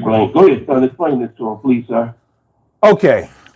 All right. So I'm going to say this. When it comes to the political climate, it's easy to blame whoever is there right now because they're there right now. The same way that Trump didn't win in 2020 because he was the incumbent and it seemed like everything was his fault. The only difference was it actually was his fault because I'm only saying that because of the way he handled it. This fool was running around here talking about, first of all, there's nobody here infected with COVID. He said that out of his mouth. He said there were only 15 people. He said there were only 15 people in the U.S. that were infected with COVID. That was mistake number one. Then when it really started getting rolling, then he dumbed it down like it wasn't really nothing. It was just like a form of the flu. It wasn't no big deal. That was mistake number two. Then he said it was just going to go away. It was going to magically disappear. Like it came from out of nowhere and it's just going to go. So instead of the bleach comment. Oh, and I wasn't even going to go there. See, when it comes to Trump, you don't need to complete the cycle. All you need is 1, 2, or 3 talking points, and you already over the load because nobody else was nobody else would flub it like this. I mean, I'm just being real. I'm not even trying this. But seriously, the whole bleach thing. He did this right on stage and was hoping that doctor was going to co-sign it. She looked at him like in front of the world. She looked at him like, "Yo, boy, are you tripping? I ain't co-signing that, man." So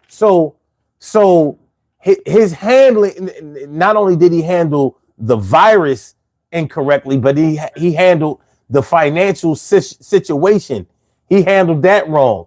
I mean, it really just brought to life the fact that he didn't know what he was doing. And a lot of people didn't know what they were doing at that time, but they wouldn't have handled it that way because they had more experience in politics. So it would have been more of the right man for the right job, but that's not what happened in 2020. Now, as far as the Democrats having a majority, they only had a 1-person majority in the House, and that's not going to get it. You know what I'm saying? Because that's assuming that all Democrats are going to vote the same way, and they don't. Along with the independents. Right. So it doesn't really work that it doesn't. A lot of things didn't work, but I think that for the situation at that time, I think they did the best that they could. Were they perfect? No. But you can't deny that Joe Biden brought this country up out of the pandemic in a good way. Did he complete the job? No. Are there still problems? Absolutely. But he definitely didn't make anything worse. And I don't think that we really take that into consideration. People think that is worse because of their personal situation. Like, the price of Scrapple is through the roof. I don't know, whatever. You forgot about the $8 egg, boy. Well, yeah, the $8 eggs. Yeah, I wasn't going to do the elephant in the room, but you know what? I noticed. Like, listen, I go to the market all the time, and there's some things that Joe Biden hasn't been getting credit for that I need to let the world know that he deserves credit for. I ain't been able to buy. I ain't bullshitting. I haven't been able to buy no turkey wings in like a year and a half. Turkey wings was 10 pounds for like $15. You know what I mean? I was like, yo, turkey wings is back. Now once they do oxtail, I'm not bullshitting, because one of the things that didn't go up was pork chops. Now I don't eat pork, but I noticed, you know what I mean? I noticed the disparity. They know, like, especially in this city, a lot of black people. It's a big Muslim population, so they know they ain't got to worry about pork. So they made that nice and cheap. You know what I mean? But meanwhile, all beef and chicken products going through the roof. So yeah. Anyway, but one thing about it, what I wanted to let him know is that Donald Trump didn't give us nothing during the pandemic. He didn't give us finances. Congress and the Senate gave us finances. That's a fact. He signed off on it and put his name on the check. Mm-hmm. Barack Obama during the housing situation, and when he came in office, he had to give out stimulus checks to stimulate the economy. And when he gave out stimulus checks, people must don't remember there was $1,500 checks, $1,200 or $1,500 checks. You know the big difference between his checks and Donald Trump's checks? He didn't put his name on it. The same thing with Joe Biden. He didn't put his name on it. So now, the illusion is that Donald Trump gave you a check because he put his name on it. He put his name on everything. He put his name on every time he signed in some type of executive legislation, he'll put his name on it and show the television that he did it. Yeah. As if he want to show you that this is what I'm doing. See, you get blinded by that aspect and you think he's given. No, that money was ours in the first place. This government has to do that. Do you think him being in office though is gonna make black people stick together? No. No. And listen, my man. In 2000, hold on. Let me. In 2016, I thought that Donald Trump getting elected was going to bring black people together. I was like, in 4 years, we going to finally be on our way. What happened in 4 years? They jumped on his dick. I said, well, goddamn, you niggas just, you never cease to amaze me, nor do you ever cease, nor do you ever cease to make me recognize you. So I'm gonna put this out there, and I hate to say it. There ain't nothing that's gonna make black people stick together. Nothing. Not a murder, not a pandemic, not an illness, not Jesus, not Allah, not Yahweh, Moses. There ain't an avalanche, a hurricane, a tsunami, an earthquake, a meteor shower. Nothing can bring black people together because, and I'm not even saying that in a derogatory way. The it's reason reality. Well, it's the reality, son. One of the reasons why it's our reality is because we have such a cultural attachment to every other cultural while dismissing the power of our own. That's the nicest way I could put it.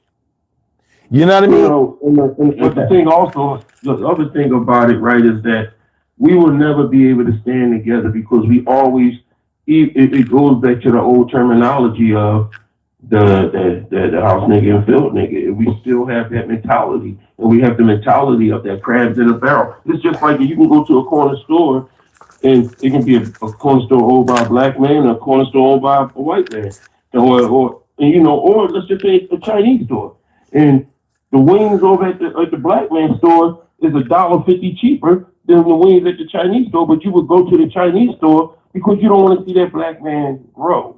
You don't want him to grow. And then even when you go to the black store and he tells you, and you see it's $1.50 cheaper, you still would try to sit back and say, damn, that's too much. You still will find a way. And that's how we are. Like even with this election, you found black people, my favorite analogy is what I give you all the time, son. You find black people that put Kamala under a microscope and then put Donald Trump under a telescope and say the same thing you said, son. Donald Trump was giving us money. No, he didn't give us shit. Okay, cool. The unemployment. All right, good looking. If you stop. We stopped working. I'll call you back. Enough to go back to work. I said I'll call you back. No, that's not what unemployment. When unemployment, you could not really if you didn't have all the months in unemployment, you could not collect unemployment. That's why they made you couldn't collect if you didn't have all your months in on unemployment, you could not collect unemployment because they go within months or terms. But you could collect PP. What is it? The PPE? PPE, though. Yeah.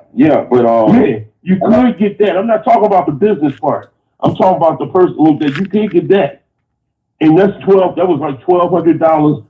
$1,200 every other week. Yeah. So you could get that. Yeah. So, but that didn't even come from Donald Trump. That came from the Senate and Congress. It did. And the government. Let me ask y'all a question. Let's flip it a little bit. Go ahead. Do you think that black people or any other culture, ethnicity, or race are better off 4 years ago than they are now? By your observation. I'm sorry. Well, see, son, that's what I always say. You know, us as African Americans, black, or however you want, whatever dialect you want to say about ourselves, whoever we are, you know, when it comes to us, we always gonna be better off because we know how to handle struggle. We know how to handle struggle better than any other ethnicity because they don't understand what struggle is. You know what I mean? we know how to keep our head above water and make a few ways if we can. We know how to do that. We know how Mom always said, as long as you got a case of chicken and a bag of potatoes, a bag of potatoes, you got a meal. All right. You know what I mean? So I mean, at the end of the day, black people are all. Go ahead. We don't let this at the because we saw Gore lose. Well, he didn't lose. They stole the election. So we're gonna try to take the capital. No. So like I think we need to have a little bit more of what they got. Like I mean we seen Bush. We seen them go down and take the ballots out, and we seen them in Florida. His brother was governor. I mean we seen all that. Yeah, you're right. You're right. They stole. They definitely stole 20. No matter how many tactics that they use, black people. Let's put it like this: if an Asian person had ran for president against Kamala, the Asian person would have won because Asian people support Asian people. White people. The reason why Donald Trump won wasn't because black people was 33% of the vote. Latinos was almost 50% of the vote. But white women put them over the top.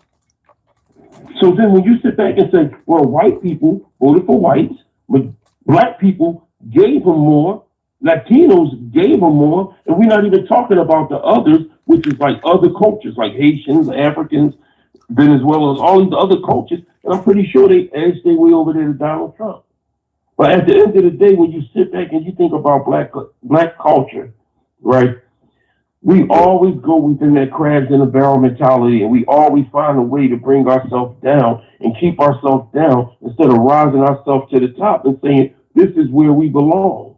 We belong on top. We'll find nooks and crannies. Oh, well, her hair ain't done. Well, look, she got too many earrings in her hair. Look at her nose, it's flaring out. Oh, she talked too much. Oh, listen to her laugh. Come the fuck on. Let me ask you. Let me hold on.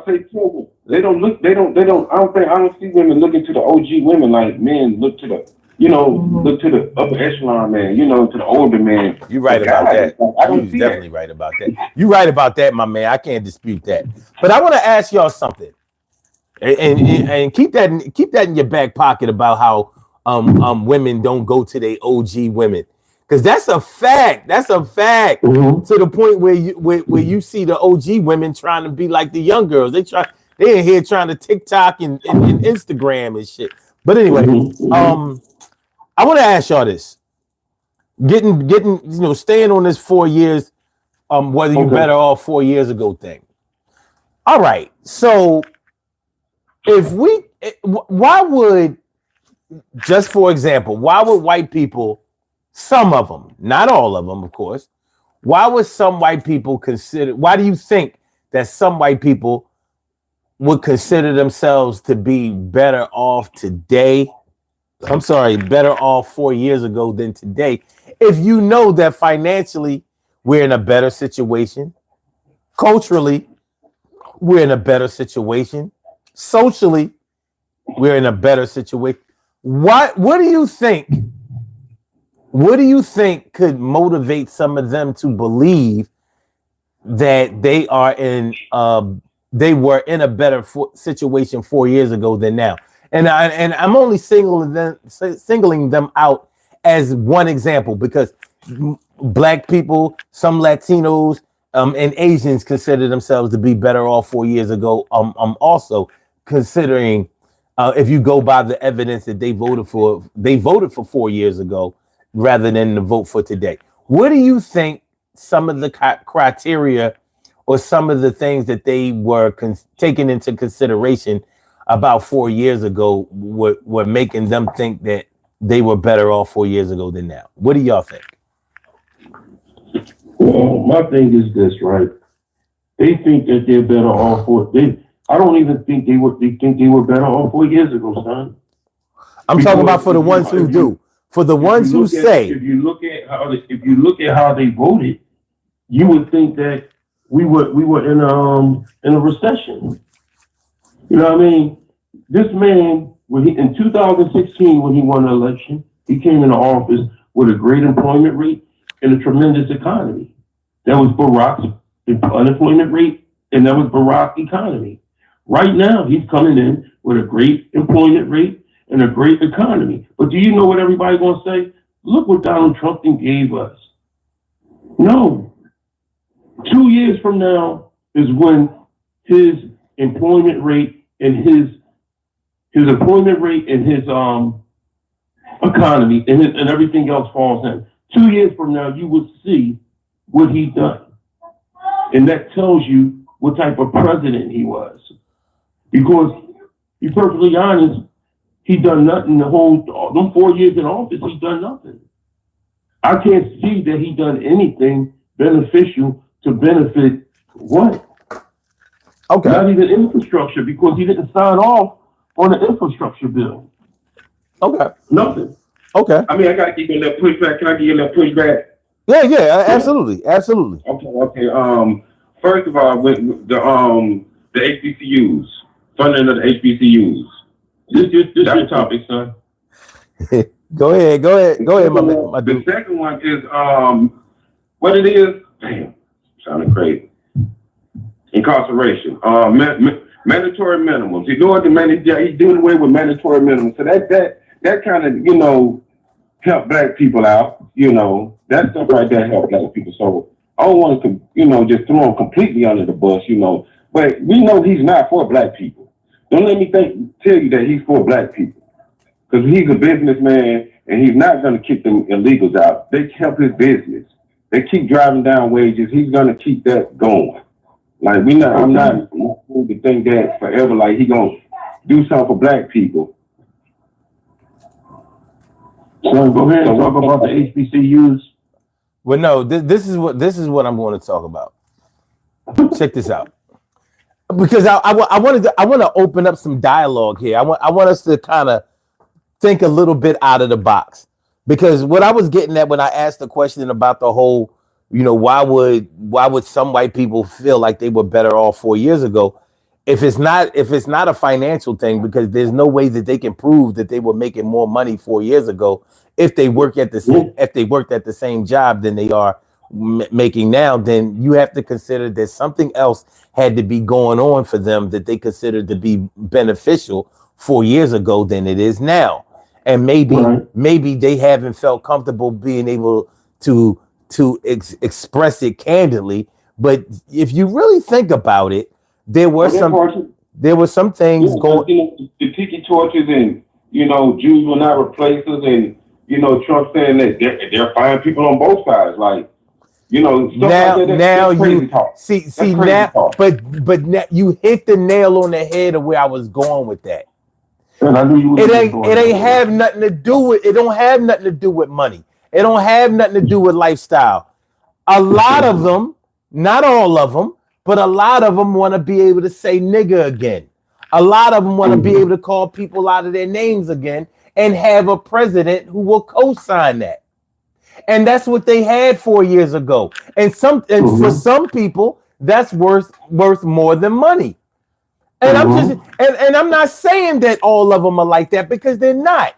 But for the ones who cannot prove that they were better off financially than they were than they are today, there has to be something else. And I've known some white people who admitted it. Like, the other thing. One thing about the Trump presidency 4 years ago that people enjoyed was you didn't have to worry about trans this, LGBTQ this. You know what I mean? I mean, one thing I'll say about a Trump presidency is all of that gay shit gets dumbed down during a Trump presidency. There is no catering to them. So a lot of people consider that to be beneficial for them 4 years ago. So they might not be saying it, but if you look at the evidence, it's like you can kind of figure out some things, because there has to be something to it. Yeah, you have to read between the lines, because I was waiting for you to say that. I think that it becomes personal. If it's not about money, like, you have to realize something. There's still there's still, like you said last night, son. You said there's still, plans and stuff going on. Let's just look at the election. When you look at the election, every time there's an election, the middle of America is always red. Mm-hmm. Middle of America stays red. That's where those racial pockets is. Mm-hmm. Well, if a person, I'm surprised that when Barack went there, and he was going against Hillary, and he won that Iowa caucus, I was shocked. Hillary was shocked. That was quite shocking. She should have been scared because she should have been nervous as shit when he won the Iowa caucus. Facts. Because there's no way in the world any black man should be winning an Iowa caucus. You know what I mean? No way. At the end of the day, when you think about, at the end of the day, when you think about what you just said, son, you're 1,000% right. If it's not about money, then it's about the principle of what they want to be able to say and do, and be co-signed by the man that's running this country. Disregarding the fact that even the world leaders looked at us as a laughing stock when he was in office. He wasn't being taken seriously. Right. You want over here act like you giving something on Putin Salon and giving fucking Kim Jong-un hand jobs, and we don't know behind closed doors. We don't know what this man is doing or what he's telling these people. I mean, we don't know. One thing about him, let me tell you this, my man. He can pardon himself federally all day. But statewide, when he come out of office, them charges still going to be there. He cannot pardon on state charges. So they'll be whistling for 4 years, waiting. And that's what I've done about the, and then with the cops, giving the cops immunity. Giving the cops immunity. That's why I say, man, we just need to sit back and just watch this one, man, for real, and wait till the midterm. Let me just elaborate on what you're saying, sir. Let me elaborate on what you're saying. See, it's like you jumping from side to side. You can't say he gives money, he's giving money to us, and then point out his flaws. His flaws is what shouldn't have got him elected. Fact. Money, I just say this all the time, and son, know I say it. What does it profit the man to gain the world and lose his soul? What does it profit? So you're going to profit so much money and get all this money and all this luxury, but your soul is gone. Your morals is gone. And then what do you turn to? So all that work and all that time your mom and dad and grandparents and aunts and everybody put all that work in you to install morals, love thy neighbor, respect people, care about people, and you say fuck that over $1 bill. I mean, at the same time though, you got to admit the promises of getting these. For me, I work on a job at ABG. I do waterproofing caulking. I do waterproofing on buildings. So the company I work for, it's cheaper for them to work. It's cheaper for them to hire Mexicans. It's cheaper for them to hire the Hispanic workers. They pay them by the foot, and they have to pay me a living wage. So what you want that I work for, they would prefer to see me out of a job and kick it with the Migos. So we got to be, we got to watch and keep our eyes open and what's going on and try to, come together somewhere and try to mitigate the damage that they're about to do to us. They're trying to replace us on every level. On every level. They don't want school. They don't want to have health care. They don't want us to have jobs. They don't even want us to have good food. So somewhere along the line, we got to kind of find our niche and push back. Like everything. Why did black people, 32% of black people, and almost 50% of Latinos vote for him? No, it wasn't that many black people who voted for it. If you add it all together, it was 23%. It was 9% women and 23% men. So when you add it all together, it's over 32%. Because the reason they voted for him because of the Democrat policy, that Sarah Palin that they ran. No disrespect to her. No disrespect to her, but history dictates that if you run a candidate like that, like they're gonna lose. They ran Sarah Palin like that. It was like they set it up for him to win. Why pick, no disrespect, but a white guy to run with her? Like, it's been 2 white guys running on the Republican side forever. There was nothing wrong with them picking Stacey Abrams. The lady got dude into the White House. They should have stayed on the road that kept them, that paid them, that bear fruit. They went away from that. So once they went away from that, black people didn't know which way to go. Well, the black people that I was talking to, the black people I talked to, most of the people that she prosecuted in LA was black people. Number 2, we seen the LA. Let me ask you a question. We seen how the LA treated black people. And if she was to have more accountability for them people, but held us accountable, like, you know. Now, wait a minute. Wait a minute. Now, wait. Can I ask you a question? Wait a minute. Wait. I want to just ask you a number of this question, son. Go ahead. Because it takes me out. It takes me out when I keep hearing black people in crime, black people in crime. Right. Now I know there's people that it might be black people that's locked up that did commit crime. But when you go back to a 3-strike law, do you think 3 strikes is not? Do you think 3 strikes is too much for a person that committed 3 crimes? I mean, because I don't understand it.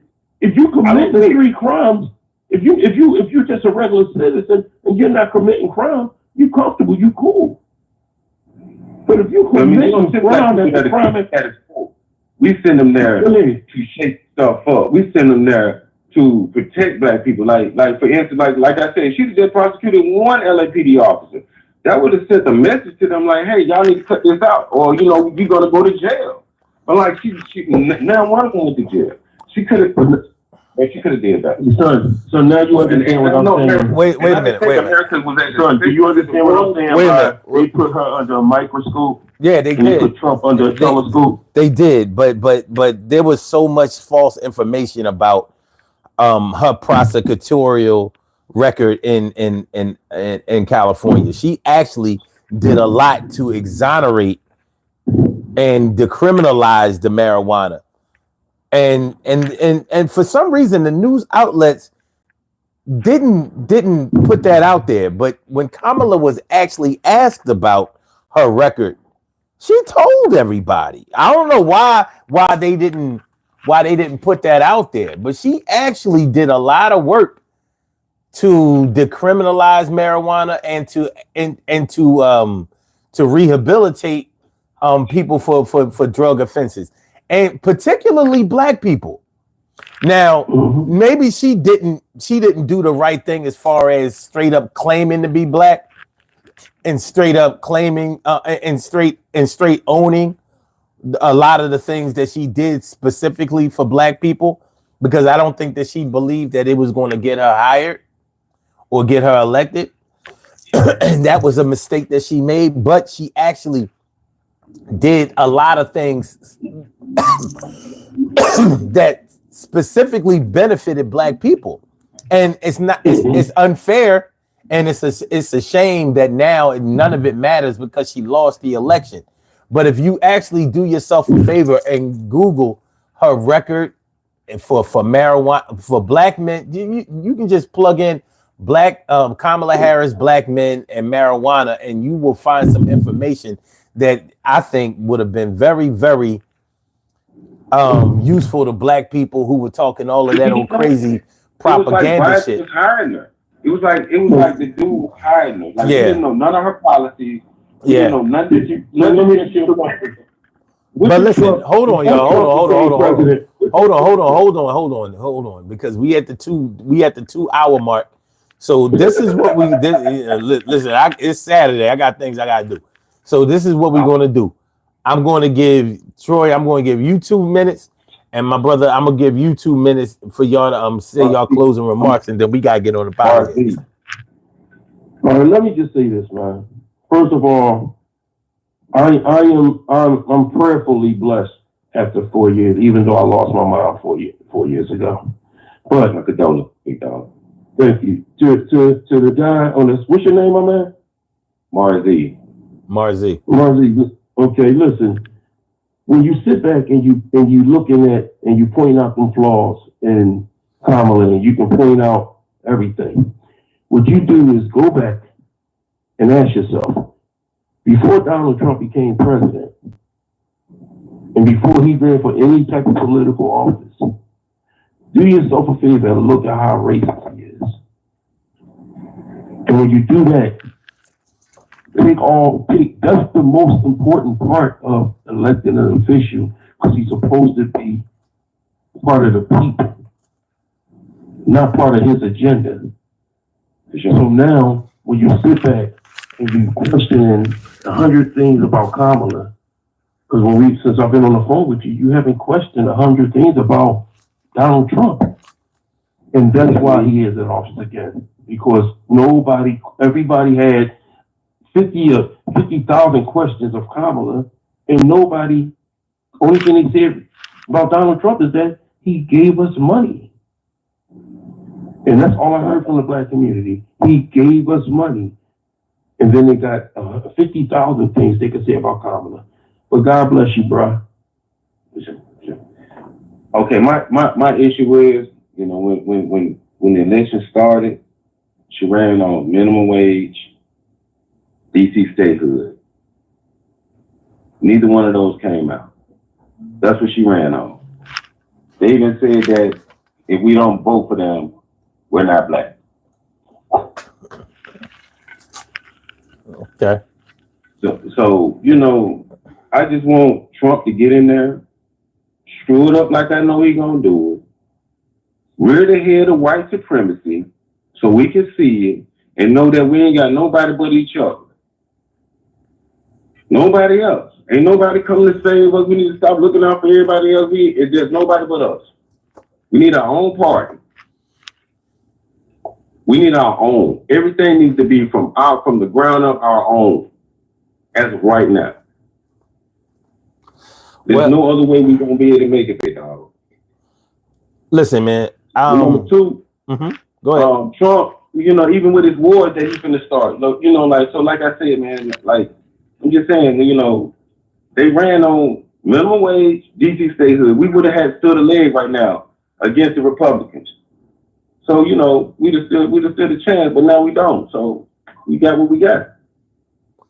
Facts. First of all, I want to thank both of y'all for calling in and being so insightful and informative. It's always refreshing to hear brothers, know what they're talking about and actually think about the things that they say and the way that they feel, and not just basically toe the line. We are in when I think about were we better off 4 years ago, I think about each one teach one situation. Were we each teaching one 4 years ago? And maybe we were to a certain degree, but I bet you teaching more than one now. You know what I mean? So, so with that, the Black America doomed them. Ice Cube. What Ice Cube doomed? He doomed by it. That was the doom. That was the nail in the coffin when they didn't get back with Cube. Yeah. When they didn't say nothing to Cube and they didn't get back with Cube, that was for me. That cut their throat. Well, the thing about it was Cube wasn't speaking for every black person, and we have to understand that too. So the agenda that Ice Cube laid out was more of a personal thing than a collective thing. Now, I'm not mad at him about it, but one of the disadvantages that we have is that one of us can't speak for all of us. At least white people do understand that. You know what I mean? They know that they don't all want the same things. Black people don't seem to know that we don't all want the same thing, even though they'll tell you straight up and down that we don't want this, that, and the third, and all of that.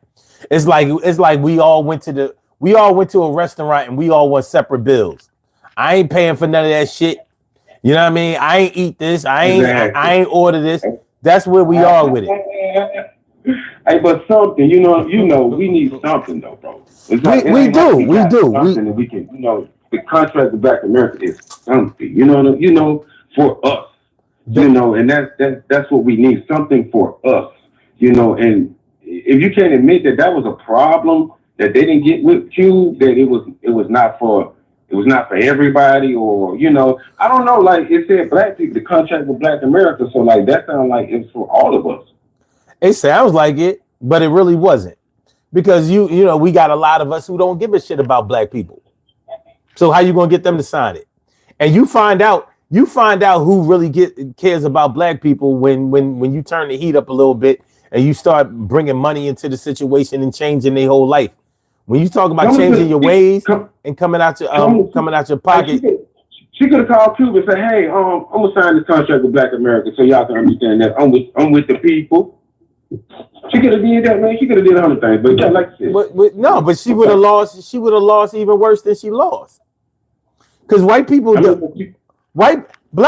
don't win people elections the way we think we do.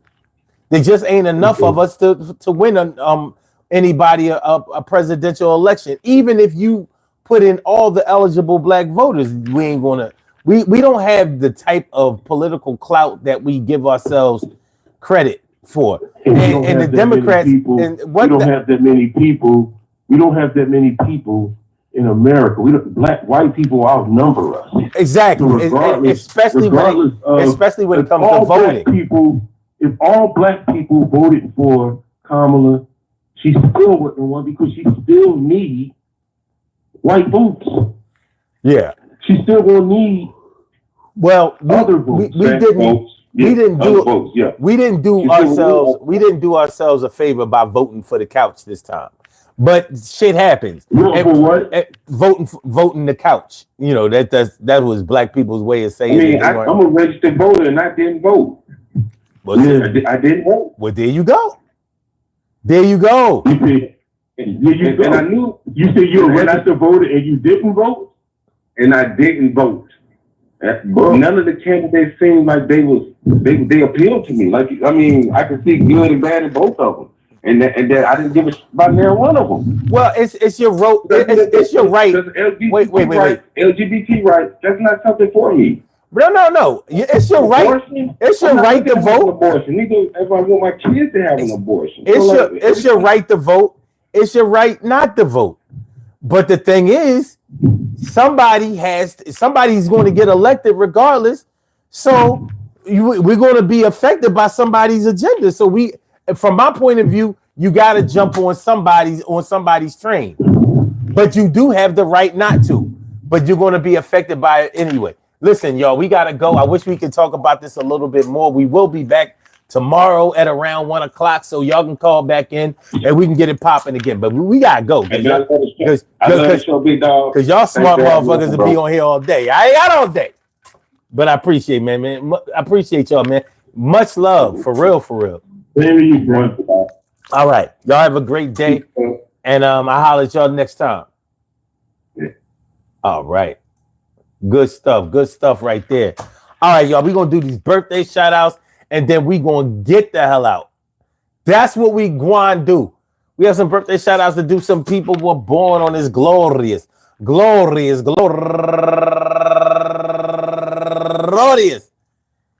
December 14th, and they deserve to be acknowledged. So let's go about our business of acknowledging them and making them feel special because they are special, because they are special, because they are SPECIAL. They get the RESPECT. They are SPECIAL. They get the RESPECT. They are SPECIAL. They get the RESPECT. They get number one out the box. Carla McIntyre, no relation, but what up, cuz? And also Katie Shaw, and she's raising money for the Cerebral Palsy Foundation.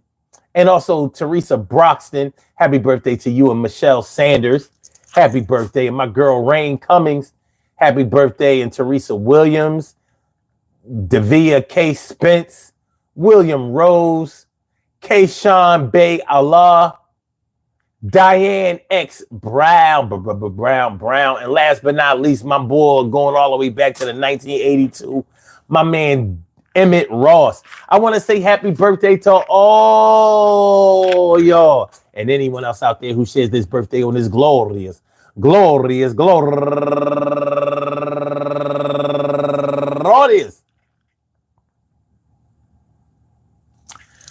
December 14th, anywhere out there in the world, worldwide, internationally, and universally. All of y'all go ahead and turn up.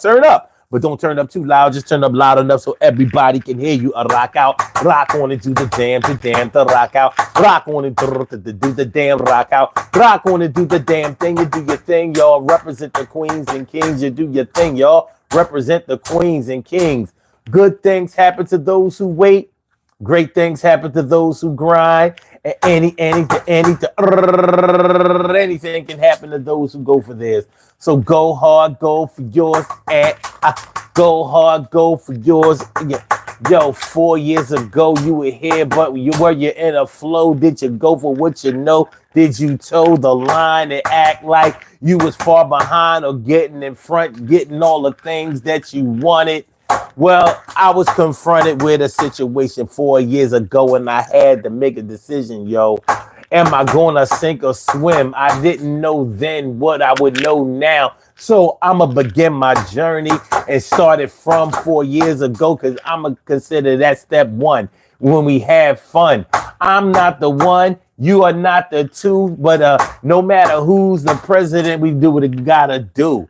And I hope that you understand, my man, we got to do this thing. And, yo, 4 years ago, you was here and so was I, but still, I think we got more fly. You're making more dough now than you did before. If you're at the same job, you don't have to steal and rob. And I understand there's probably still not enough because we still got a long way to go. And I won't bluff and act like I'm rich or maybe you are. But we got to do the best that we can, my star. So peace to every man, woman, and child because we going to make this thing. Make the money pile. We going to do it to death. But the breath that I leave and that I breathe. Peace to all my day ones, my everydays, and my brand news. I love y'all to death. Resuscitate y'all. Love y'all right back to life. We will be back tomorrow afternoon between 1 o'clock and 1:30. You know, I mean, maybe around 1:15, something like that. We ain't got to start exactly right there on the time. Every minute counts. But I appreciate y'all, man. Thanks for coming through. Y'all could have been anywhere on this Saturday afternoon, but y'all chose to come and kick it with me, and that will not go unnoticed or unappreciated. We only got a couple of more weeks left before Christmas time. I'm gonna break back out the t-shirts tomorrow. If y'all want to get a Daily Go Get 'Em Isn't t-shirt, let me know. Hit me up. Actually, check it out. Check it out. All right. We're going to address that tomorrow. Hit the like button, share the show, subscribe to the channel if you haven't subscribed to the channel yet. Let's get it popping, y'all. All right. Peace, y'all. 1.